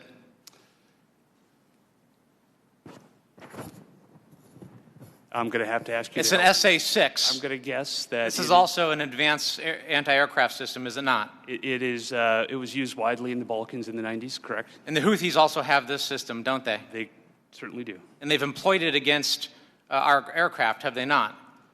They have attempted to, correct. I spent my life in service to this country. I deployed 3 times to combat in service to this nation. I learned in that time in service that responsibility is core to leadership. You accept responsibility when things go wrong. You admit mistakes. You set the standard from the very top. It is completely outrageous to me that administration officials come before us today with impunity, no acceptance of responsibility, excuse after excuse after excuse, while we send our men and women downrange to do incredibly difficult, incredibly dangerous things on our behalf. And yet, nobody is willing to come to us and say this was wrong. This was a breach of security and we won't do it again. It is outrageous and it is a leadership failure, and that's why Secretary Hegseth, who undoubtedly transmitted classified, sensitive operational information via this chain, must resign immediately. There can be no fixes, there can be no corrections until there is accountability, and I'm calling on the administration to move forward with accountability. I yield back. Gentleman yields. Gentleman from Texas, Mr. Crenshaw. Thank you, Mr. Chairman. Thank you all for being here. Good to see many of you again, and thank you for enduring 2 long days. I will note I always use fire emojis when I see terrorists getting killed.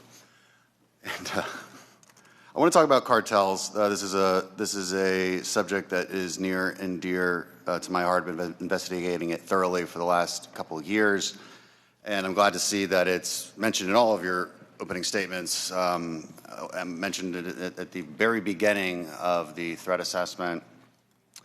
There's a lot to work on here. One of our task force, we had a cartel task force in Congress. One of our key findings was that there needs to be a centralized, maybe call it authority or maybe call it office, maybe call it cartel czar within the administration that actually coordinates all the very different aspects of fighting this battle. Has anything like that been talked about? I'll go to you, Ms. Director Gabbard. Thank you, Congressman. It's good to see you again. This is very much central to the conversations and planning and execution of the President's focus on targeting the cartels and the threats that they pose to the American people. Homeland Security task forces are being set up that include across the government integration. I can speak from my standpoint from the intelligence community, and our National Counterterrorism Center is leaning heavily forward into gathering and consolidating and integrating the intelligence that comes from DEA and others who've been working this issue for a while to make it so that it can be shared and integrated through the federal, state, and local law enforcement equities who are going after this problem.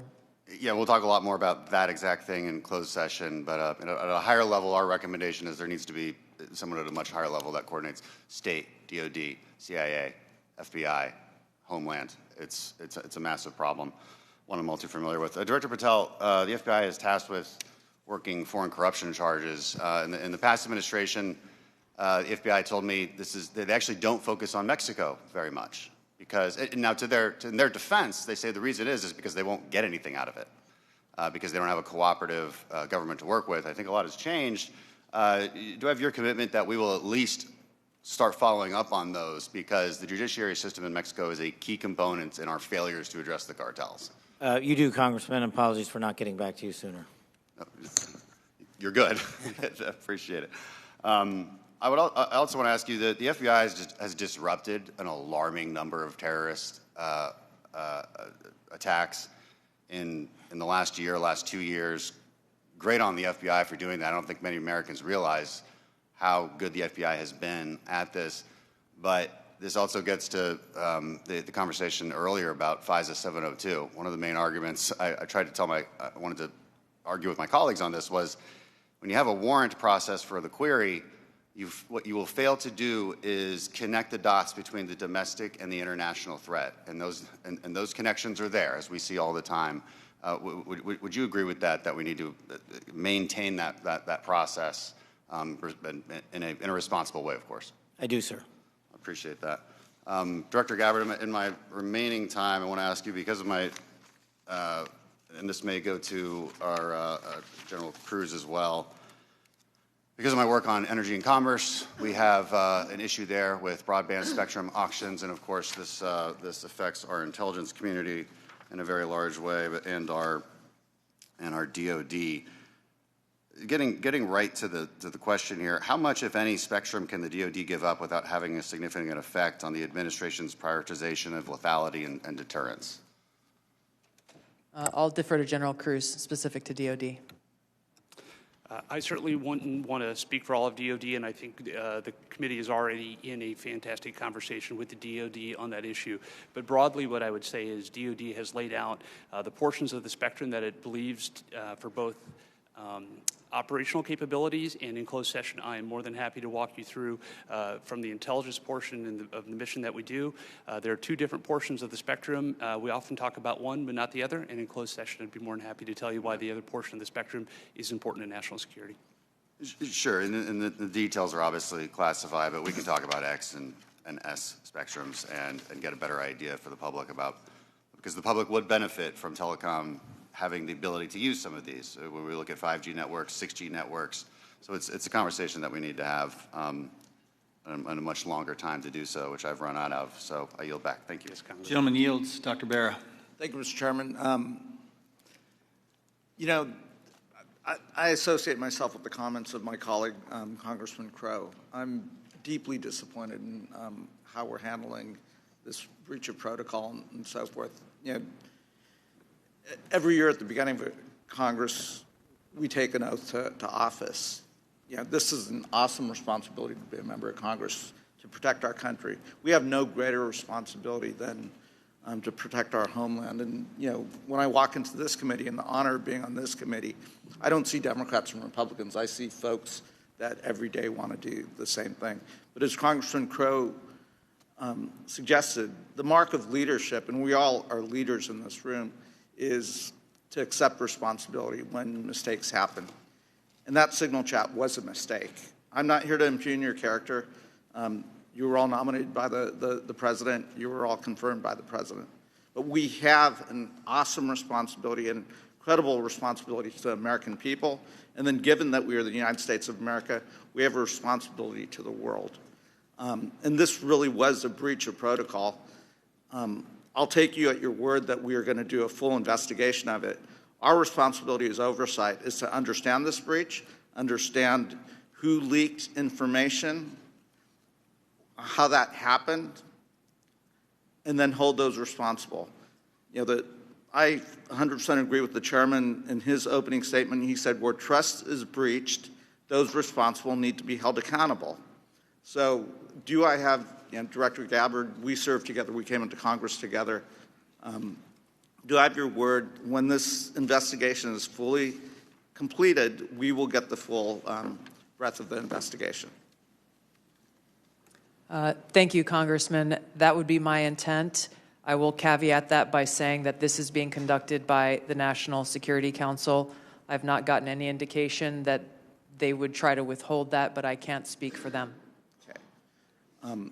I also, you know, I see way too much politics when it comes to our national security and our national defense. We've got to keep politics out of this. We're not Democrats or Republicans. We're Americans. We're tasked with the responsibility of keeping our country safe.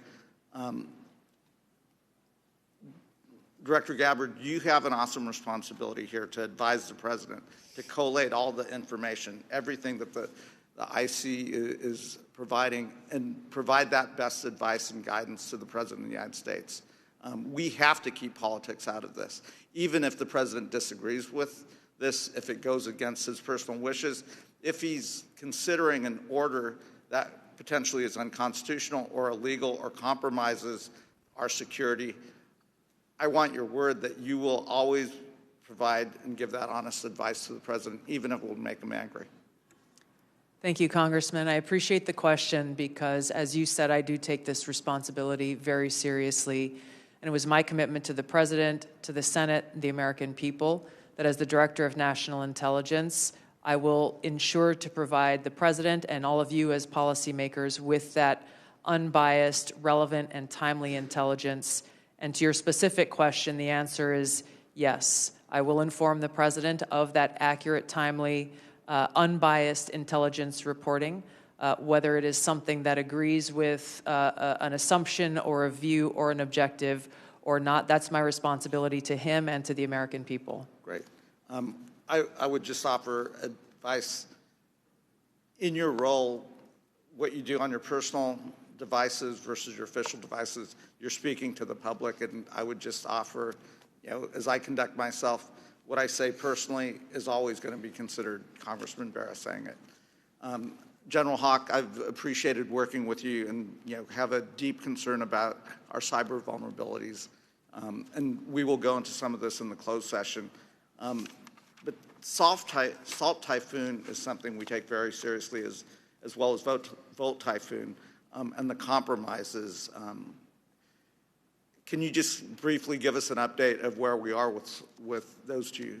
So, Congressman, we share your concern in terms of the overall ensuring that we can protect the critical infrastructure of the United States.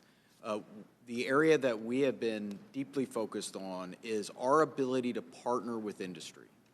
99% of our critical infrastructure is controlled by our industry. So our ability to bring government information to be able to understand what threats look like and the origin of those threats, help inform how industry can defend that and also create the necessary equipment to ensure that we're secure. That partnership continues to grow, and that's really one of our key priorities. And I'll be able to go in closed session into more detail about the specific actions we've done together as an interagency with our industry teammates. Great, thank you. I yield back. Gentleman yields. Gentleman from Pennsylvania, General Perry. Thank you, Mr. Chairman. Thank you, ladies and gentlemen, for your attendance and your service to national security for our country. I'm going to start with Director Patel and then go to Director Gabbard. I'm concerned, like many Americans, about the wide-scale purchase of land, real estate, et cetera, by the Chinese Communist Party or those sanctioned by the party in America, especially those lands proximate to sensitive military sites or sensitive national security sites. Director Patel, I think we can all understand that that could lead to the ease of nefarious activities of numerous sorts. What do you think should be our posture or our policy from a national security standpoint regarding the purchases of these land and the ownership, occupation, utilization, et cetera, by the Communist Party sanctioned use? Well, Congressman, I appreciate the question, and I'm not going to shape foreign or national policy, but from the FBI perspective, if we had federal statutes to enact criminal allegations and pursue those relating to these matters, we would do so. I agree with you that having CCP actors purchasing large swaths of land next to military installations is a national security issue, a major one, and I would highlight to the American public, we're not allowed to buy farmland in mainland China or in Russia. So I don't know why we let that happen here, but that's a personal matter for me.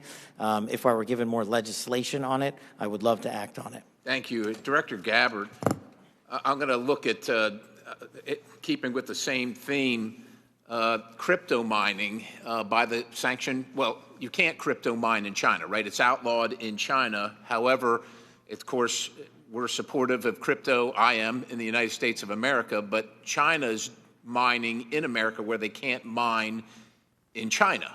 And in particular, I'm thinking about one site where the mining was occurring close to intercontinental ballistic missiles, and CFIUS was tipped off by Microsoft. And of course, there are actions ongoing. Should the Chinese Communist Party, sanctioned individuals or interests be allowed to crypto mine near sensitive military or national security sites in the United States of America? And if not, what should we be doing about it? Thank you for your question, Congressman. I'm not fully aware and up to date on the specific example that you've mentioned, and I'll go and look into that and get back to you further. Right. Absolutely. Look forward to having the conversation with you.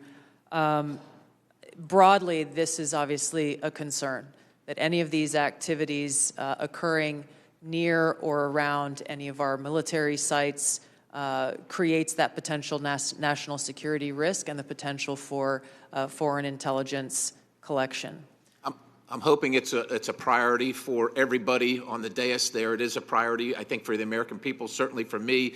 I want to move on in the time remaining with a related topic, which is the hundreds of incidents by predominantly Chinese students, oftentimes called gate crashers. So this includes the two gentlemen in uniform on the dais. I'm going to kind of point to three events that happened just last year. One in Grayling, Michigan. 5 Chinese students are charged for lying and concealing evidence. One in the University of Minnesota, where a drone flew over Newport News and took pictures of classified information regarding ships and classified systems. And then one at the University of Florida regarding the illicit acquisition and shipment of toxins, biomedical drugs, and research supplies to China. In these cases, or most of these cases, we encounter these people, and then we release these people.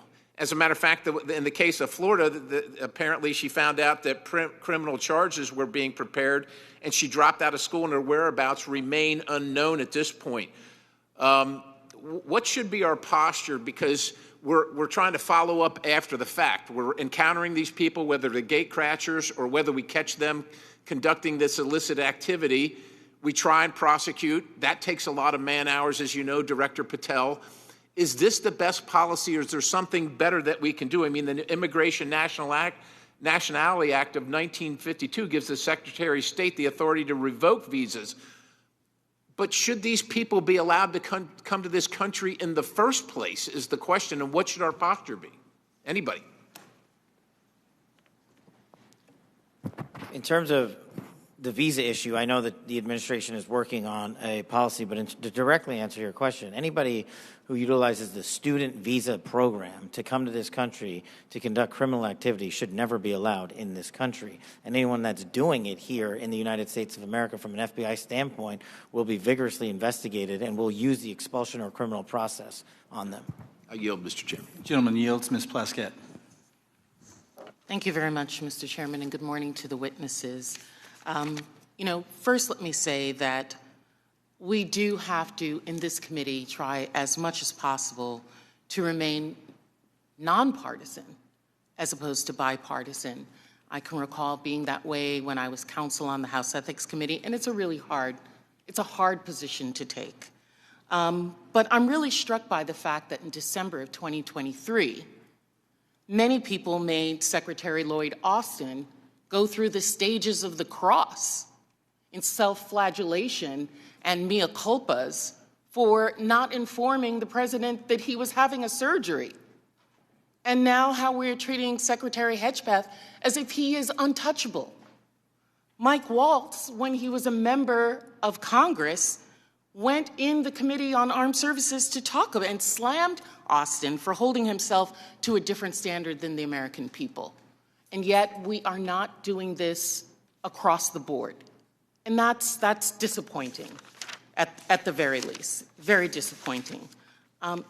Director Gabbard, thank you for your testimony. And one of the things that I believe I heard you say was that when there was a discussion by DOJ as to the cuts to foreign aid, that there had not been a request for an intelligence and national security or an intelligence assessment of the impact of those cuts. Was that your testimony a little earlier? Congresswoman, I have not seen any kind of actual official assessment, either within the intelligence community or outside of it, on what the effects of those cuts to USAID programs has been. But it was not requested by DOJ of you or of any of the areas in which you have oversight over? I'm not aware of any requests. Okay, great. Thank you. I know that there has been some open source reporting on what the effect of those cuts are. I mean, when we think about several examples, Kenya, our strongest regional ally in the Horn of Africa, and a key partner with us in the fight against terrorist group Al-Shabaab. And, according to the Washington Post, that's not definitive, and we can talk about this in closed session. Some Kenyan journalists are now being trained by Beijing, mirroring the U.S. programs that have been cut by the administration. Director Gabbard, is letting China train Kenyan journalists going to make Kenya more or less receptive to American requests of the Kenyan government, do you believe? As you said, Congresswoman, our relationship with Kenya has been very long-standing. So do cuts of ours to train journalists in Kenya make them more or less, and Beijing having that make them more or less receptive? Clearly, there is strategic competition taking place. I'll withhold my personal view to look at an official Well, I was assessment. asking for your director view, not your personal view. And then, additionally, we have ended Voice of America, which provided accurate, unbiased news, in our opinion. Meanwhile, St. Petersburg University has announced that it's opened 11 Russian language centers across Africa that pay special attention to the promotion of traditional Russian spiritual and moral values. Director Gabbard, is Russia a friend or a foe? Are they our friend or our adversary? They are an adversary. Thank you. I believe that this reckless cuts make terrorism and our influence in Africa, which is on the front lines of terrorism, a real threat to us, and we need to be careful of it. Director Patel, one of the benefits of being here kind of in the middle is I get to hear other people's testimony and the questions that are asked. I know that Mr. Carson asked you questions specifically about the Counterterrorism Division. And we know that there has been some open source reporting that says that individuals within that division have been removed or been moved, not necessarily fired, but moved. Do you know if that is correct? I don't have any personal information on that, but people within the CTD component, which is a large component of the FBI, move all the time. And have they been moved? Are you able to get that information to us, whether they have or have not been moved? I'll go back to my team and see who has been moved. If you have a particular interest, we'll share it with you. Of course, we have an interest in Counterterrorism Division and movement of individuals within that. Because one of the other things I'm concerned about is you have stated, I believe in other areas, that the disbandment of certain sections of the FBI related to intel and breaking up components. Can you explain to us how you intend to do that or what you would like to do and why? My intention is to reprioritize counterintelligence authorities and cyber capabilities to focus on violent crime and national security, and that's what I'm doing. The gentlewoman's time has expired. Thank you. The gentlewoman from Missouri, Madam Ambassador, Ms. Wagner. I thank you, Mr. Chairman, and I thank all of you for being here and for your continued service to our country. Director Ratcliffe, you have repeatedly stated that China is our top national security threat, and I agree. What was the biggest gap in intelligence collection toward China during the previous administration? Good to see you, Congresswoman. I think our collection against China as a hard target in the prior administration was lacking in several areas. I would say primarily in human collection and also with regard to the processing of open source information relating to China. I think part of that relates, Congresswoman, to the policies of the prior administration about treating China as a pacing competitor, I think was the word, as opposed to an adversary. So one of the things in my focus as CIA director, which carried over from my time as DNI, in seeing all of our intelligence, seeing that China is our greatest geopolitical threat, and focusing the CIA specifically more directly in all areas of our collection on China as a hard target. Well, and I'm grateful to hear you say the words open source. So as I hope that all of you may be aware, I am honored to be the chair of the new Open Source Intelligence Subcommittee for HPSI. It is the first time this committee has focused specifically on an intelligence discipline, I'll say. We established this subcommittee because private companies, researchers, and most importantly, foreign adversaries, as we speak, are taking full advantage of the explosion of commercially available information. HPSI has taken a stance that OSINT, open source intelligence, should mature as a primary discipline on its own accord. Director Ratcliffe, your agency kind of produces the lion's share, I'd say, of OSINT. Do you agree, sir, that open source intelligence should mature to be a primary discipline? Absolutely agree. So as you know well, Congresswoman, the CIA is the functional manager for OSINT, just as we are the functional manager for HUMINT across the IC. And OSINT, open source intelligence, reaches, frankly, policymakers as the most cited material in the President's daily brief as part of a long list of tailored production that we do. By a large percentage. But also, as you know, and as you've pointed out, Congressman, until recently, one of the greatest weaknesses with regard to OSINT was that the collection was so large that it was daunting for use by mission partners across the IC. So the CIA's open source enterprise pioneered the use of AI to triage that collection as it comes in. And what that allows us to do is to summarize collection from over 225 languages into English and to put that in the hands of policymakers, again, showing that the CIA is focused on using technology to tackle some of the challenges to intelligence collection. There is so much innovation in technology in this, and the investments being made across the IC to purchase data, but it appears to be in silos, to be perfectly honest, and lacking maybe an integrated approach.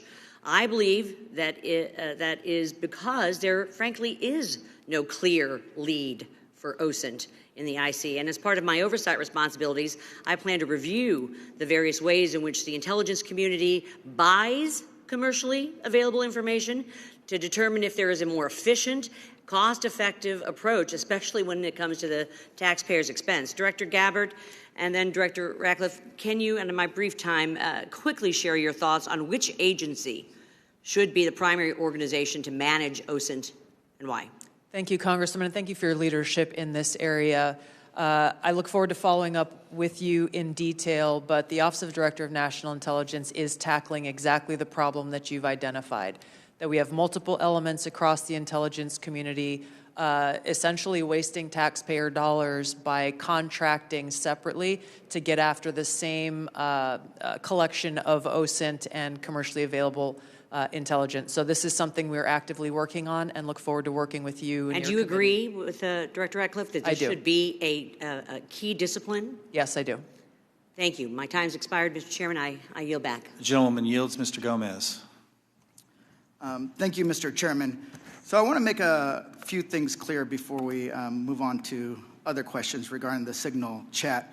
Director Gabbard, yesterday before the Senate Intelligence Committee, specifically when answering Senator Kelly, you repeatedly said you did not recall any discussion in the Houthi PC small group discussing operational details, strike targets, the type of vehicles and military units involved, or the timing and order of strikes. Do you stand by your testimony from yesterday that you do not recall any of the discussions regarding this type of classified information? Yes or no? My response in the Senate yesterday, yes, I stand by that response. Obviously, the release of the screenshots that came from that chat group today were a refresher on what happened. As I said earlier, I was not involved with that portion of the chat, so it did not come to my recollection yesterday. Thank you. So I take that as you stand by your do not recall yesterday stance when you're asked those questions.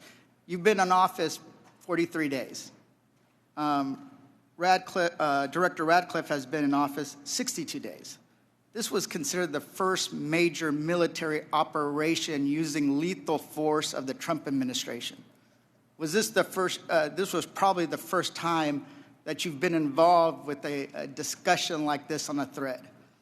It was not discussing. You were not on a group chat discussing where we're going to go for lunch. You're discussing putting men and women of the armed services in harm's way. That's a major decision. So, and when did that happen? 10 days ago? Okay, I'll answer that. It happened 10 days ago. And here's the point. Like something of this magnitude. It's something that you would not forget. It's something that most people, if you're taking this job so seriously, that you would not forget. I mean, since I've been on this committee, there's been days that I have woken up in the middle of the night from the things I've learned in SCIF. So deciding to use military force is something hard to imagine. So the do not recall doesn't pass the smell test. It makes it's unbelievable that was the case. So that's what the American people don't understand. And I know a lot of folks in this administration were saying that they're going to take on the establishment and drain the swamp, but you have become that swamp in a matter of days, not weeks or months, days. So one of the things we're going to look into is what actually occurred, because the American people deserve a full accounting.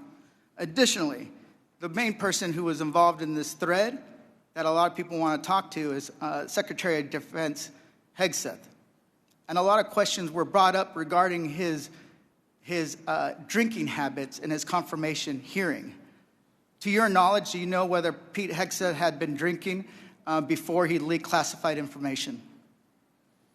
I don't have any knowledge of Secretary Haugh's personal habits. Director Ratcliffe, same question.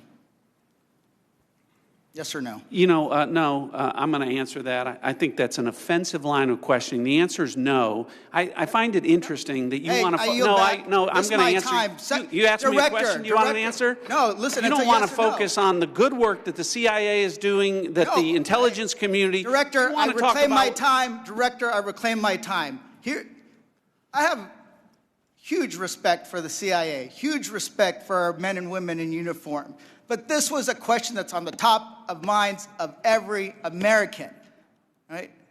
He stood in front of a podium in Europe holding a drink.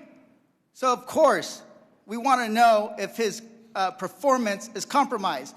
If people were asking if the General Austin was compromised because of a heart issue, was his performance compromised because of a successful strike? Back. Mr. I bring my...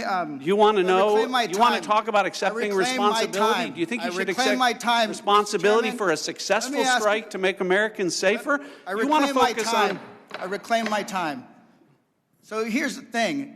This is serious. As somebody, we've been briefed in this committee about using Signal. One of the things they basically said, the most secure, phone call. The least secure, text messaging. And we know that your people are Russians, Chinese are on your phone. Gentleman's time's expired. Gentleman from Virginia, Mr. Klein. Thank you, Mr. Chairman. I'm going to give the director the ability to respond without being interrupted by his questioner.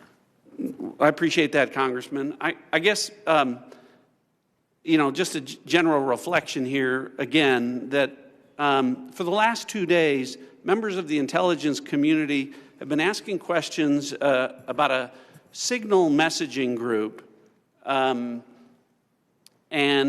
not asking questions from Democrats either in the Senate or the House on China, Russia, Iran, and the real threats that are going on to the United States. And you can say that you care about the good work that agencies are doing like the CIA and that you care about 140 stars on the wall.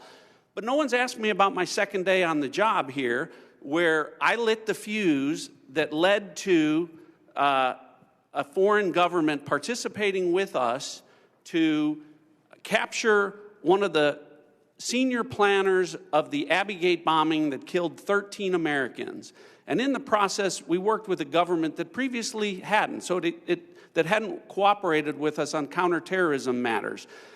Or the fact no one has focused on that within an hour of that taking place, I was on the phone with Director Patel and a few hours later with Attorney General Bondi, working together, the IC and the FBI working together to bring this person home in less than a week. Unprecedented success for the intelligence community and the law enforcement community.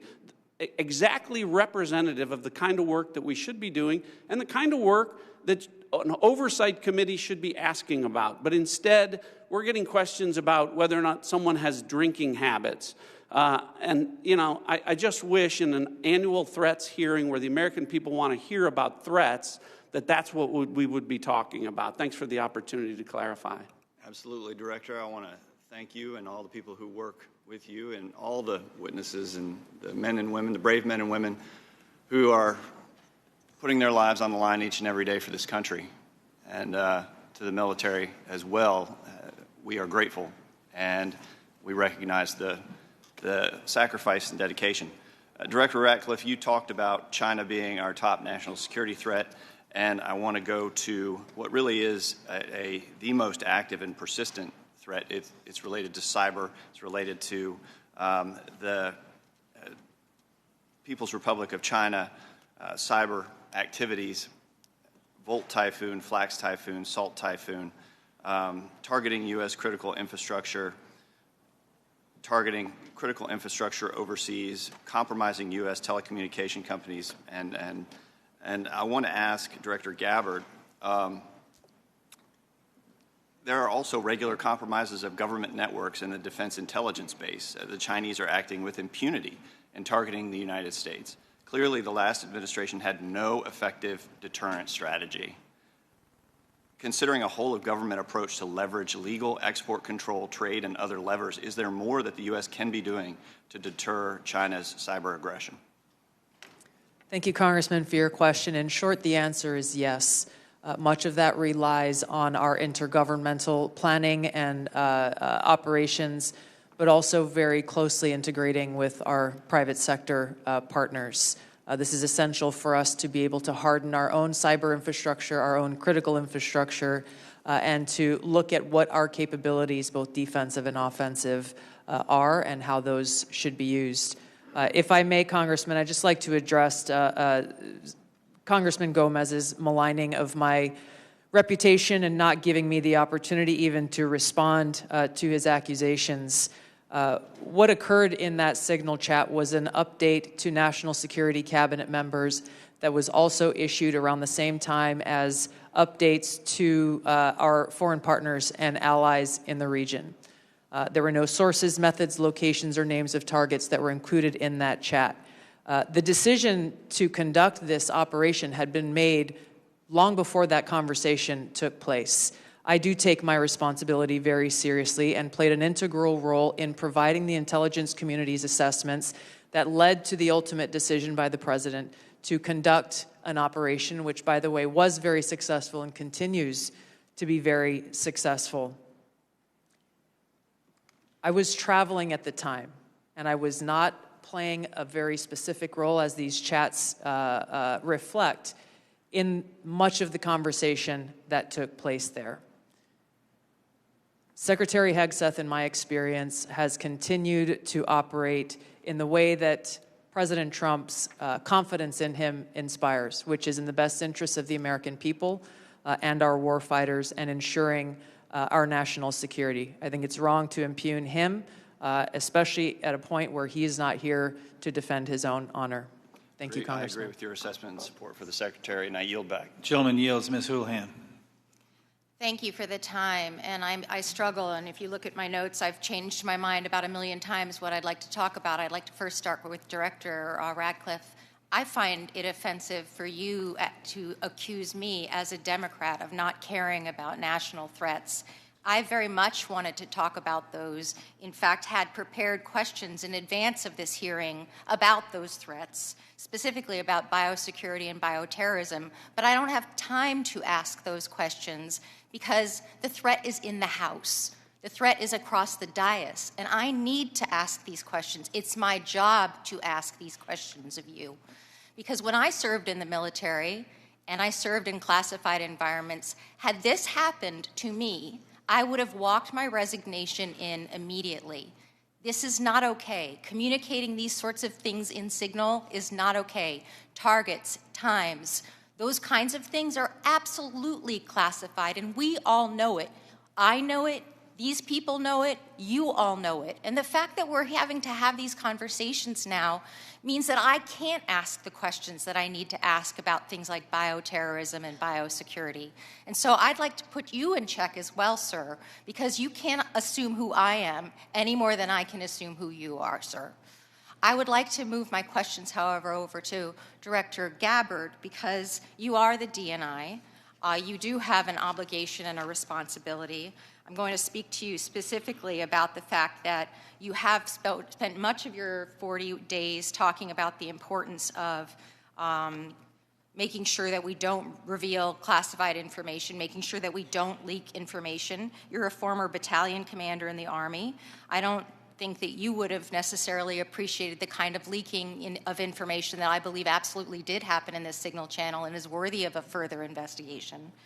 In fact, this committee established something called 50 U.S.C. 3235A, and this committee, on a bipartisan, apartisan basis, requires you, the DNI, to swiftly notify Congress and the Intelligence Committee if you're aware of any sort of significant unauthorized disclosure or compromise of classified information, which I would argue this has all of the markings of being that. And so if you, as the DNI, see such a thing anywhere within your organization's purview, you have the obligation to begin an investigation to report back to us on that. Would this seem to qualify to you as something worthy of that investigation? Thank you for your question, Congresswoman. In this situation, Secretary Hegseth has the classification and declassification authority over DOD information. This chat did not have the auspice of being a DOD chat. There's no such thing as labeling it as DOD. This was a chat amongst a great variety of people, and you, according to our law that we passed here bipartisanly, have an obligation when you think there has been a tangible, significant leak of information to instigate an investigation. Do you not think it's important to do such a thing? Well, the National Security Council is investigating this inadvertent leak. And again, I point to Secretary Hegseth as having the classification. I would argue that Secretary Hegseth, if he had the dignity that he needs to have, should be walking his resignation in, because I believe that his probably is heading toward being relieved of his duty based on what I think are significant and illegal leaks, most likely. I would like it if you would please commit to this organization that you will follow the law, and I would like it if you would also investigate what is likely to be more than just this chat. Because if there's one, there's more than one. If there's smoke, there's fire. Would you please obligate yourself and your organization to that investigation? Yeah, Congresswoman, yes, I will follow the law. Thank you. I appreciate that. And Director Patel, I learned just recently that you only heard about this yesterday, which blows my mind since I heard about it 2 days ago, and I'm just a low on the dais, junior chipmunk here. Did you really only hear about this yesterday? The exact timeline I'm not aware of, but yeah, I think it was yesterday or the night before. And now that another day has passed, do you believe... Well, actually, it was the night before the hearing. Now that another day has passed, do you believe that it's now time potentially for the FBI to open an investigation into this? I'm not going to comment on that. Because you're the director of the FBI, you don't believe it's appropriate to comment on that? Because there's a process in place, there's an ongoing litigation, and the National Security Council is reviewing this matter. And I'm not going to discuss any open or closed investigations. That ongoing investigation, literally, the lawsuit happened today or yesterday afternoon, and the idea that you don't have an opinion on this at this point is frustrating to me. No, it's not. I'm not going to prejudge any matters, and the men and women of the FBI will call the balls and strikes. Reclaiming my time, not sir. you. Sir, Mr. Chairman, I'd like to have... Gentlewoman's recognized. You have 4 seconds remaining. No, I have more than You have that. 2 seconds remaining. Patel would not acknowledge Gentlewoman's time has expired. Mr. Stubbe. Thank you, Mr. Chairman. Director Gabbard, were there any sources described in the signal chat? No, Congressman. Were there any methods described in the signal chat? No. Were there any locations? No. Therefore, due to the fact that there were no sources, no methods, nor locations described in the signal chat, it does not make the discussion classified. Is that correct?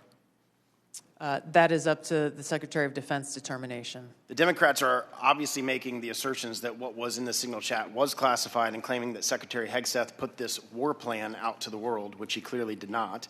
Were there any names in the signal chat? No. Any targets? No. Any locations? No. Was there a unit name or location of that unit? There was not. Were there any routes described in the signal chat? No. Wouldn't an operational plan contain that type of information? Every operational plan I've ever seen has contained that information. Thank you. Shifting to the real threats to America, the southern border, Due to the previous administration's open border policies, they allowed over 10 million illegals into our country, and during that time there was 1,511 terrorist-related encounters at land border ports of entry, according to CBP. As someone who fought in the war on terror, I find this deeply offensive, that the previous administration would sacrifice the security and safety of the American people in the manner in which they allowed terrorists, criminals, and rapists into our country. In your testimony, you state, and I quote, "Based on the latest reporting available for a year-long period ending October 2024, cartels were largely responsible for the deaths of more than 54,000 U.S. citizens from synthetic opioids. A lot of those citizens are from my home state of Florida. Cartels, narco-terrorists, and other violent transnational criminal organizations have violated the territorial integrity and sovereignty of the United States and have also fueled human trafficking and the opioid epidemic that many of my fellow Floridians have witnessed for far too long. I applaud President Trump and his swift decision to designate the narco-terrorists and Mexican cartels as foreign terrorist organizations, and I want to thank each of you for making this a priority to fight against Mexican cartels, traffickers, narco-terrorists that have been responsible for killing hundreds of thousands of Americans. For every narco-terrorist and cartel member violating our sovereignty, poisoning the American people with fentanyl and other illicit opioids, know this: your days are numbered, and know that the full force of the U.S. government will soon address your atrocities once and for all. Director Patel, it's no secret that there is a growing presence of Mexican cartels operating fentanyl synthesis labs just over our border. Just last year, the CBP estimates that more than 21,000 pounds of fentanyl was seized at our borders. That is enough to kill more than twice the population of the world, of our country. What actions are you taking to strengthen the FBI's fight against illicit fentanyl within our borders? Thank you, Congressman. It's good to see you. We have made it a priority at the FBI because fentanyl and illegal narcotics kill an American citizen every 7 minutes. That is a national security crisis, not just at the southern border, but at the northern border. And the Mexican cartels, along with their illicit partners in the CCP and other adversarial countries that are doing harm, are not just taking the fight down south, but they're bringing it up north. So we need to be more vigilant as to what's coming in through our northern border as well. Known and suspected terrorists are flowing in through our northern border more than they are our southern border, I would say, because of the successes we've had in closing the southern border. But when it comes to specifically to fentanyl, we are making, to date, since January 20th, 383 kilograms of seizures of illegal fentanyl, which is enough to kill 29 million Americans. And other than enhancing border security measures, what would be the most worthwhile action the United States could take to eliminate the cartels and stop the flow of illicit fentanyl? I got one answer for you. They're making the precursors in mainland China, and we don't have the authorities to go after that fight there, and we need to take it head on. Because without the chemicals and precursors, there is no fentanyl, and they are moving that material around the world and into the United States too freely. Director Gabbard, I'd like to reemphasize the threat that our adversaries are exploiting via fentanyl and other illicit drugs that are entering our country through the border and poisoning millions of Americans nationwide. It's essential that all components of our national security apparatus are united in their efforts to protect the American people and our communities from such harm. Is there any reason to believe that the Mexican government isn't doing enough to finally eradicate the cartels and other transnational criminal organizations operating just over the border? Congressman, I can only speak from my vantage point. As was stated previously by Director Ratcliffe, we have already been introduced to and begun collaborating with our counterparts in the Mexican government. Could there be more done? I would say absolutely yes. I know that the Trump administration across his cabinet are looking at opportunities to be able to do that. And Director Patel just hit on this with CCP and precursors, but to what extent have we seen other malicious actors worldwide partner with the cartels to infiltrate and target the United States? Related to the production of fentanyl. Yes, ma'am. India is one of those countries that is providing some of those precursor materials as well as equipment. Thank you for being here today. My time's expired. Gentleman yields. Mr. Quigley. Thank you, Mr. Chairman. And I know it's all us who are worried about this only, but apparently the Senate Armed Services Committee Chair and Ranking Member requested Inspector General report on this chat. So I'll tell you why more people are worried about this than you might think, and that's Director Gabbard, your position was created post 9/11 because of the horrible intel failure that took place there, where we weren't sharing information. It wasn't adequately shared within the community and between our allies. We have to believe that our allies look at this as a colossal mistake and or at least hesitate to a certain extent, wanting to share sensitive information with us that keeps us safe because they're worried about their sources and methods as well. Wouldn't you be at least somewhat concerned that our allies would look at this and say, that wasn't the perfect way to communicate? Congressman, thank you for the question. If that information that was put out in the chat by the Secretary of Defense had included specific sources and methods and targets and names, then the answer would be yes, but that was not the case. Let me stop you there because there's such a limited time. Generals, look, you're here because you got tough spots, so I have to put you on the spots.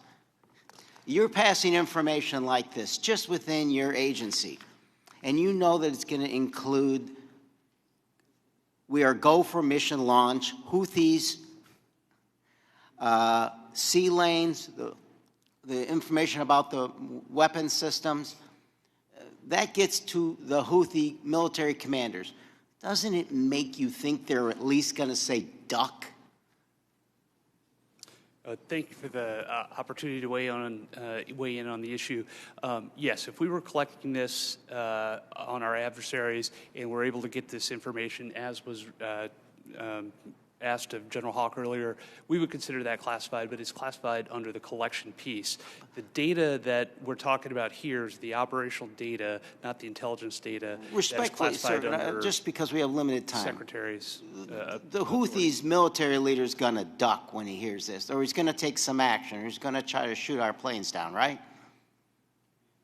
If he has actionable intelligence, he will certainly use that. I'm talking about this intelligence. You don't think he can figure out? Houthis is mentioned a couple times, sea lanes. They show the weapon system. At least it's a credible warning to him. I would offer the Houthis' defensive position has been constant since the 15th of March. All right. General, I'll just take a whack at it. You're the Houthis' military leader. You get this information passed on to you. It doesn't make you at least take warning? I would, Congressman, I think from the Houthis' perspective, they do have air defense equipment, and they would be able to detect aircraft when they're entered into the Red Sea, and certainly when we have our intelligence aircraft operating over top their country. They'd be able to detect that activity. But being forewarned is extraordinarily important. I'll take another stab at it. If just language like this in a different context, okay? But just within your department, sir, your people are passing this information. Do you advise them maybe they don't use signal on this? Are there other forms? Obviously, they're going to be more secure. What I would offer is the data that we would be passing would be the full target packages and the full set of operational information. Okay, but even if it was just this, do you really want to give the possibilities that they could be breached, hacked, and they would get this information? Wouldn't you, even with just this, sir, respectfully, wouldn't you want to use a more secure means of communicating? I think what I would offer are two things, and hopefully they're helpful to you. One of them would be, in addition to that full package that we would talk about, when the Secretary extracted individual details from that and provided those on signal, whether individually or in aggregate, that is his decision of what is classified and what is not from an operational aspect. And that's probably the most important relevant piece to there, and I would echo what we've said before. It's the Secretary's authority for the just give me, there's more secure ways of communicating any of this, right? There are, and our adversaries have General, there are, right? To intercept. There's much more secure means that you use, even if you don't think that this is, or you don't want to stick your head out on it. What I would say is the full packages were transmitted within classified, within traditional classified. But this could have been transmitted in a classified way as well. Thank you. Gentleman's time has expired. The gentleman from Arkansas, the distinguished chair of the Financial Services Committee, Mr. Hill, is recognized. Thank you, Mr. Chairman. And let me say, Director Gabbard and Director Ratcliffe, it's so great to have you back in the Longworth House Office building. The food's the same, but you're welcome anytime.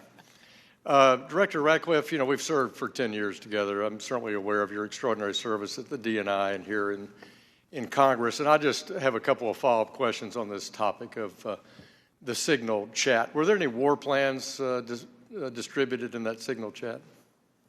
No, Congressman. And were sources and methods that would compromise our intelligence system or your agents in the field around the world, were they discussed on the Signal chat? No. I appreciate that. I just think that's an important thing to have on the record. Director Patel, I co-chair the Americans Wrongfully Detained American Hostage Task Force here in the House, and I just in fact left Tigran Gambaryan, a former FBI official who I helped get out of prison in Nigeria last year. I just left him a few minutes ago. You've you know this issue very, very well, and President Trump's made such a commitment to bring Americans home. There's some 30 Americans still wrongfully detained or held hostage abroad.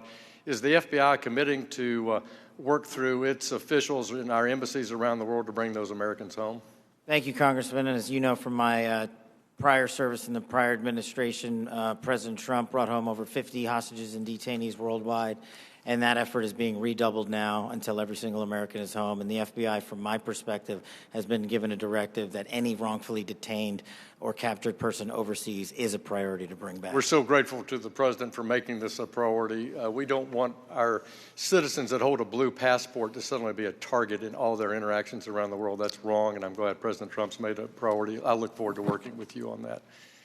Since November of 2023, I've been pursuing aggressively in this committee the U.S. government's policies and procedures for handling border encounters, specifically known or suspected terrorists. To quote former FBI directors, testimony before the Senate, they're blinking lights everywhere of concern. But despite my numerous attempts, including multiple briefing requests, letters, legislative provisions, a GAO report requested, the prior administration refused to provide requested information and data on what the public now knows was a very dangerous situation along the U.S. borders that President Trump now has as a priority of fixing.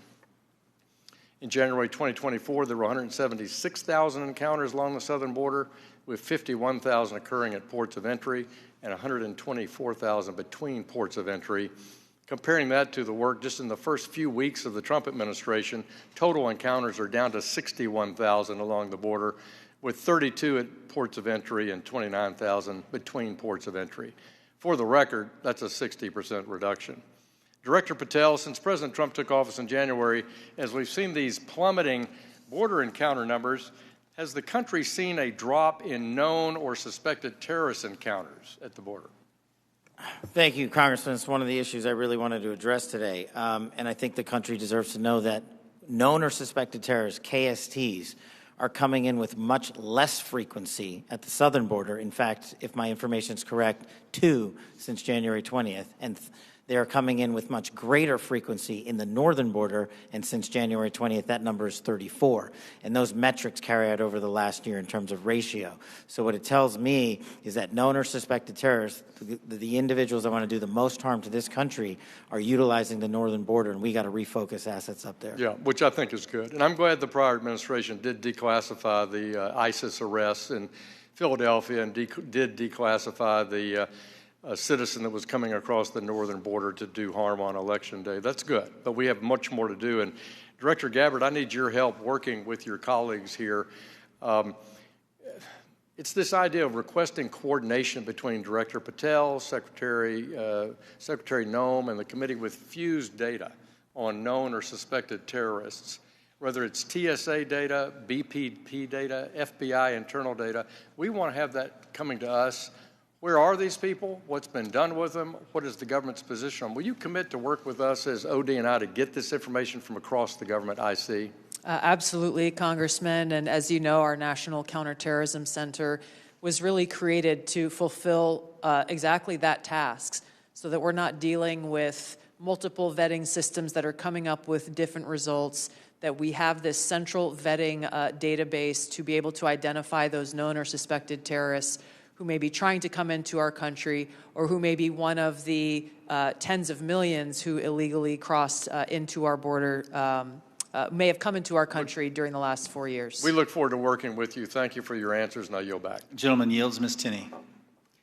Thank you, Mr. Chairman, and thank you so much to all of you. There's so many great questions that I have to ask, but I want to start with Director Patel, and I just want to first, before I get into a couple issues, thank you so much for your outstanding service and your recognition and focus on the northern border. My entire district is the northern border of New York with Canada. I just want to first jump into this issue for, Hamas attacked October 7th. The world watched in horror. Designated a foreign terrorist organization in 1997, killed over 1,200 civilians, and including American citizens, and many remain hostages. Only slightly less disturbing, we had a myriad of seemingly coordinated pro-Hamas demonstrations that have taken place all over the United States, in my state of New York, on college campuses, in Washington, D.C., universities.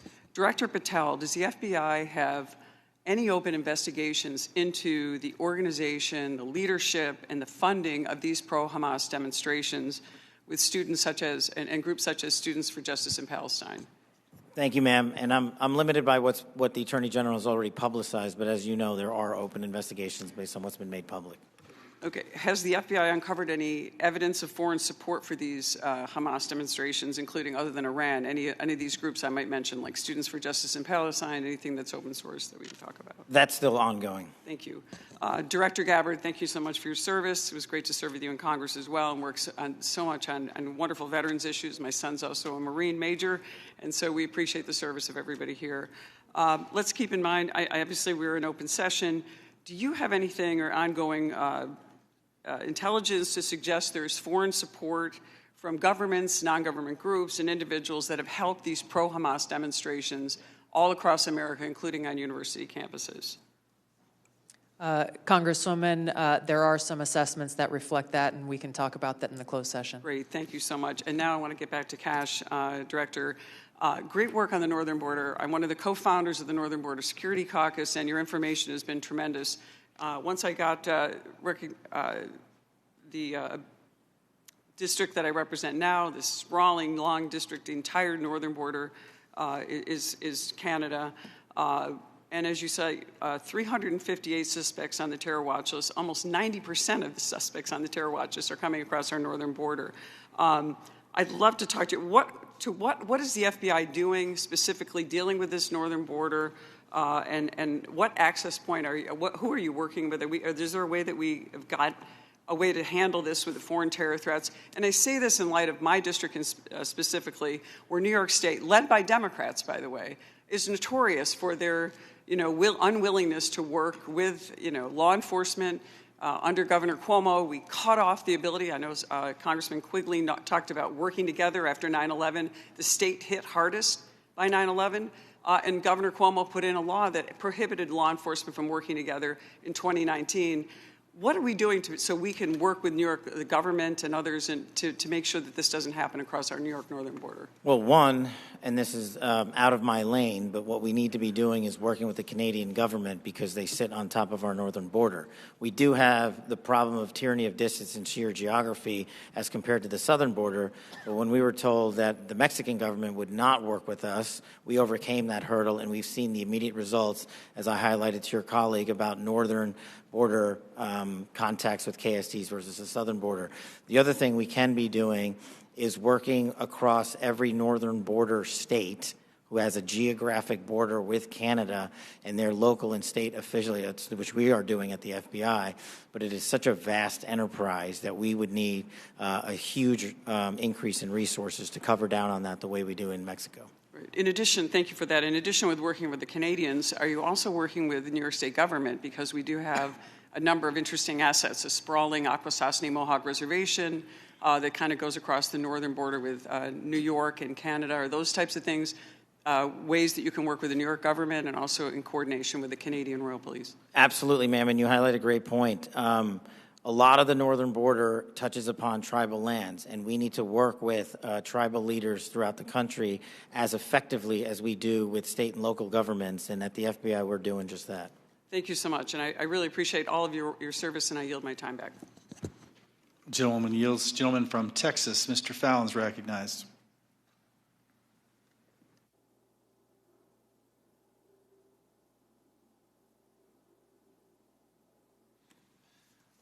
Thank you, Mr. Chairman. I appreciate it. Director Patel, Many of us had grown, increasingly alarmed at the sheer number of foreign nationals we're seeing caught spying on our critical infrastructure or, near sensitive sites in the country. One example is a Chinese national who's flying a drone, allegedly flying a drone over Vandenberg and taking pictures of the base. He was arrested in the San Francisco airport not that long after.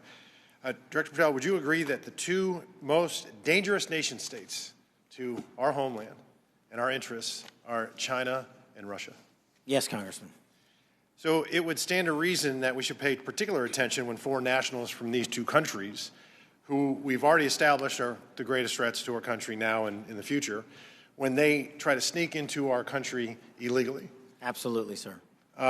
Can you speak on the illegal migration we see from Russia and China and the differences that we saw from the first Trump administration to the Biden administration? Well, one, the problem you have when you have an effective resolution to that set of issues is that the enemy adapts. And what they've done is utilize, as we were just discussing with your colleague, the northern border to shift their resources and affiliations to pour in known or suspected terrorists through the northern border. They haven't stopped through the southern border. They just know that we are setting up a pretty monumental effort down there to stop any known or suspected terrorists from entering the country. But the thing is, the Chinese, the Russians, Iranians, and other adversaries are utilizing their partners, just like they are doing in terms of how they move illicit fentanyl precursors into this country. They're moving humans in the same fashion, and we need to treat it as such. Did you see an increase from the first Trump administration to the Biden administration on Russian and Chinese nationals crossing the border? Did it increase or decrease? Yes, actually, so the PRC nationals crossing the southern border from 22 to 25 was 178,000. And I don't have the number for the northern border, sir, but I'll get that to you.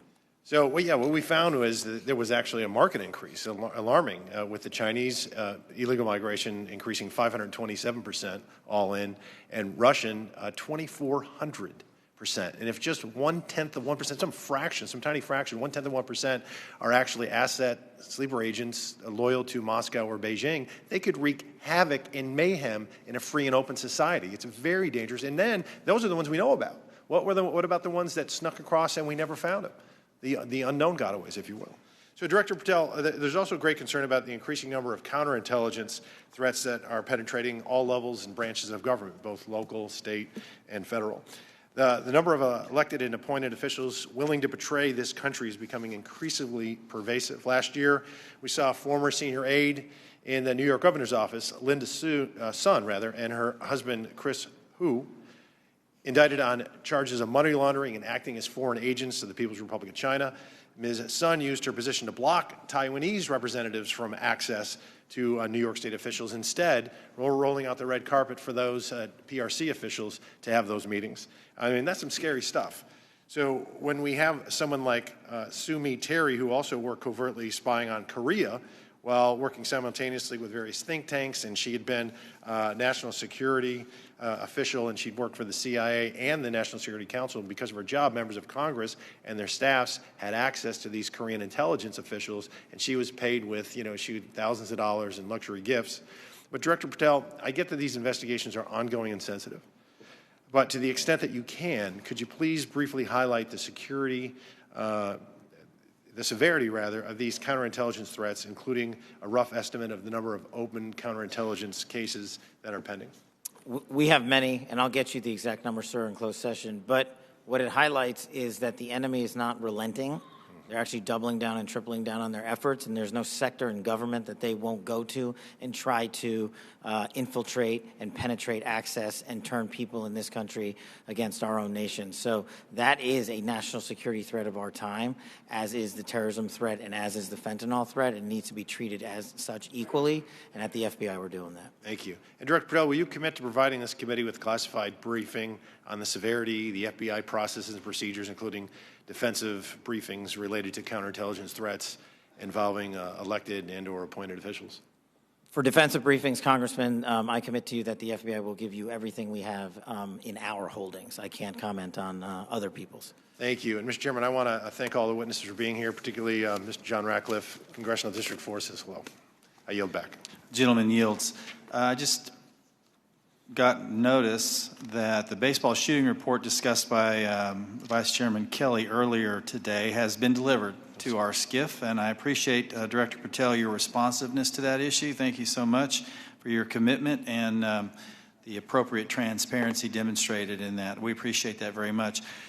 Since each member has had an opportunity to question our witnesses, I will now close this portion of the hearing, and we'll reconvene in closed session at 2 p.m. in the HIPSI spaces. I ask the public and staff to please remain seated until our witnesses depart. Thank you.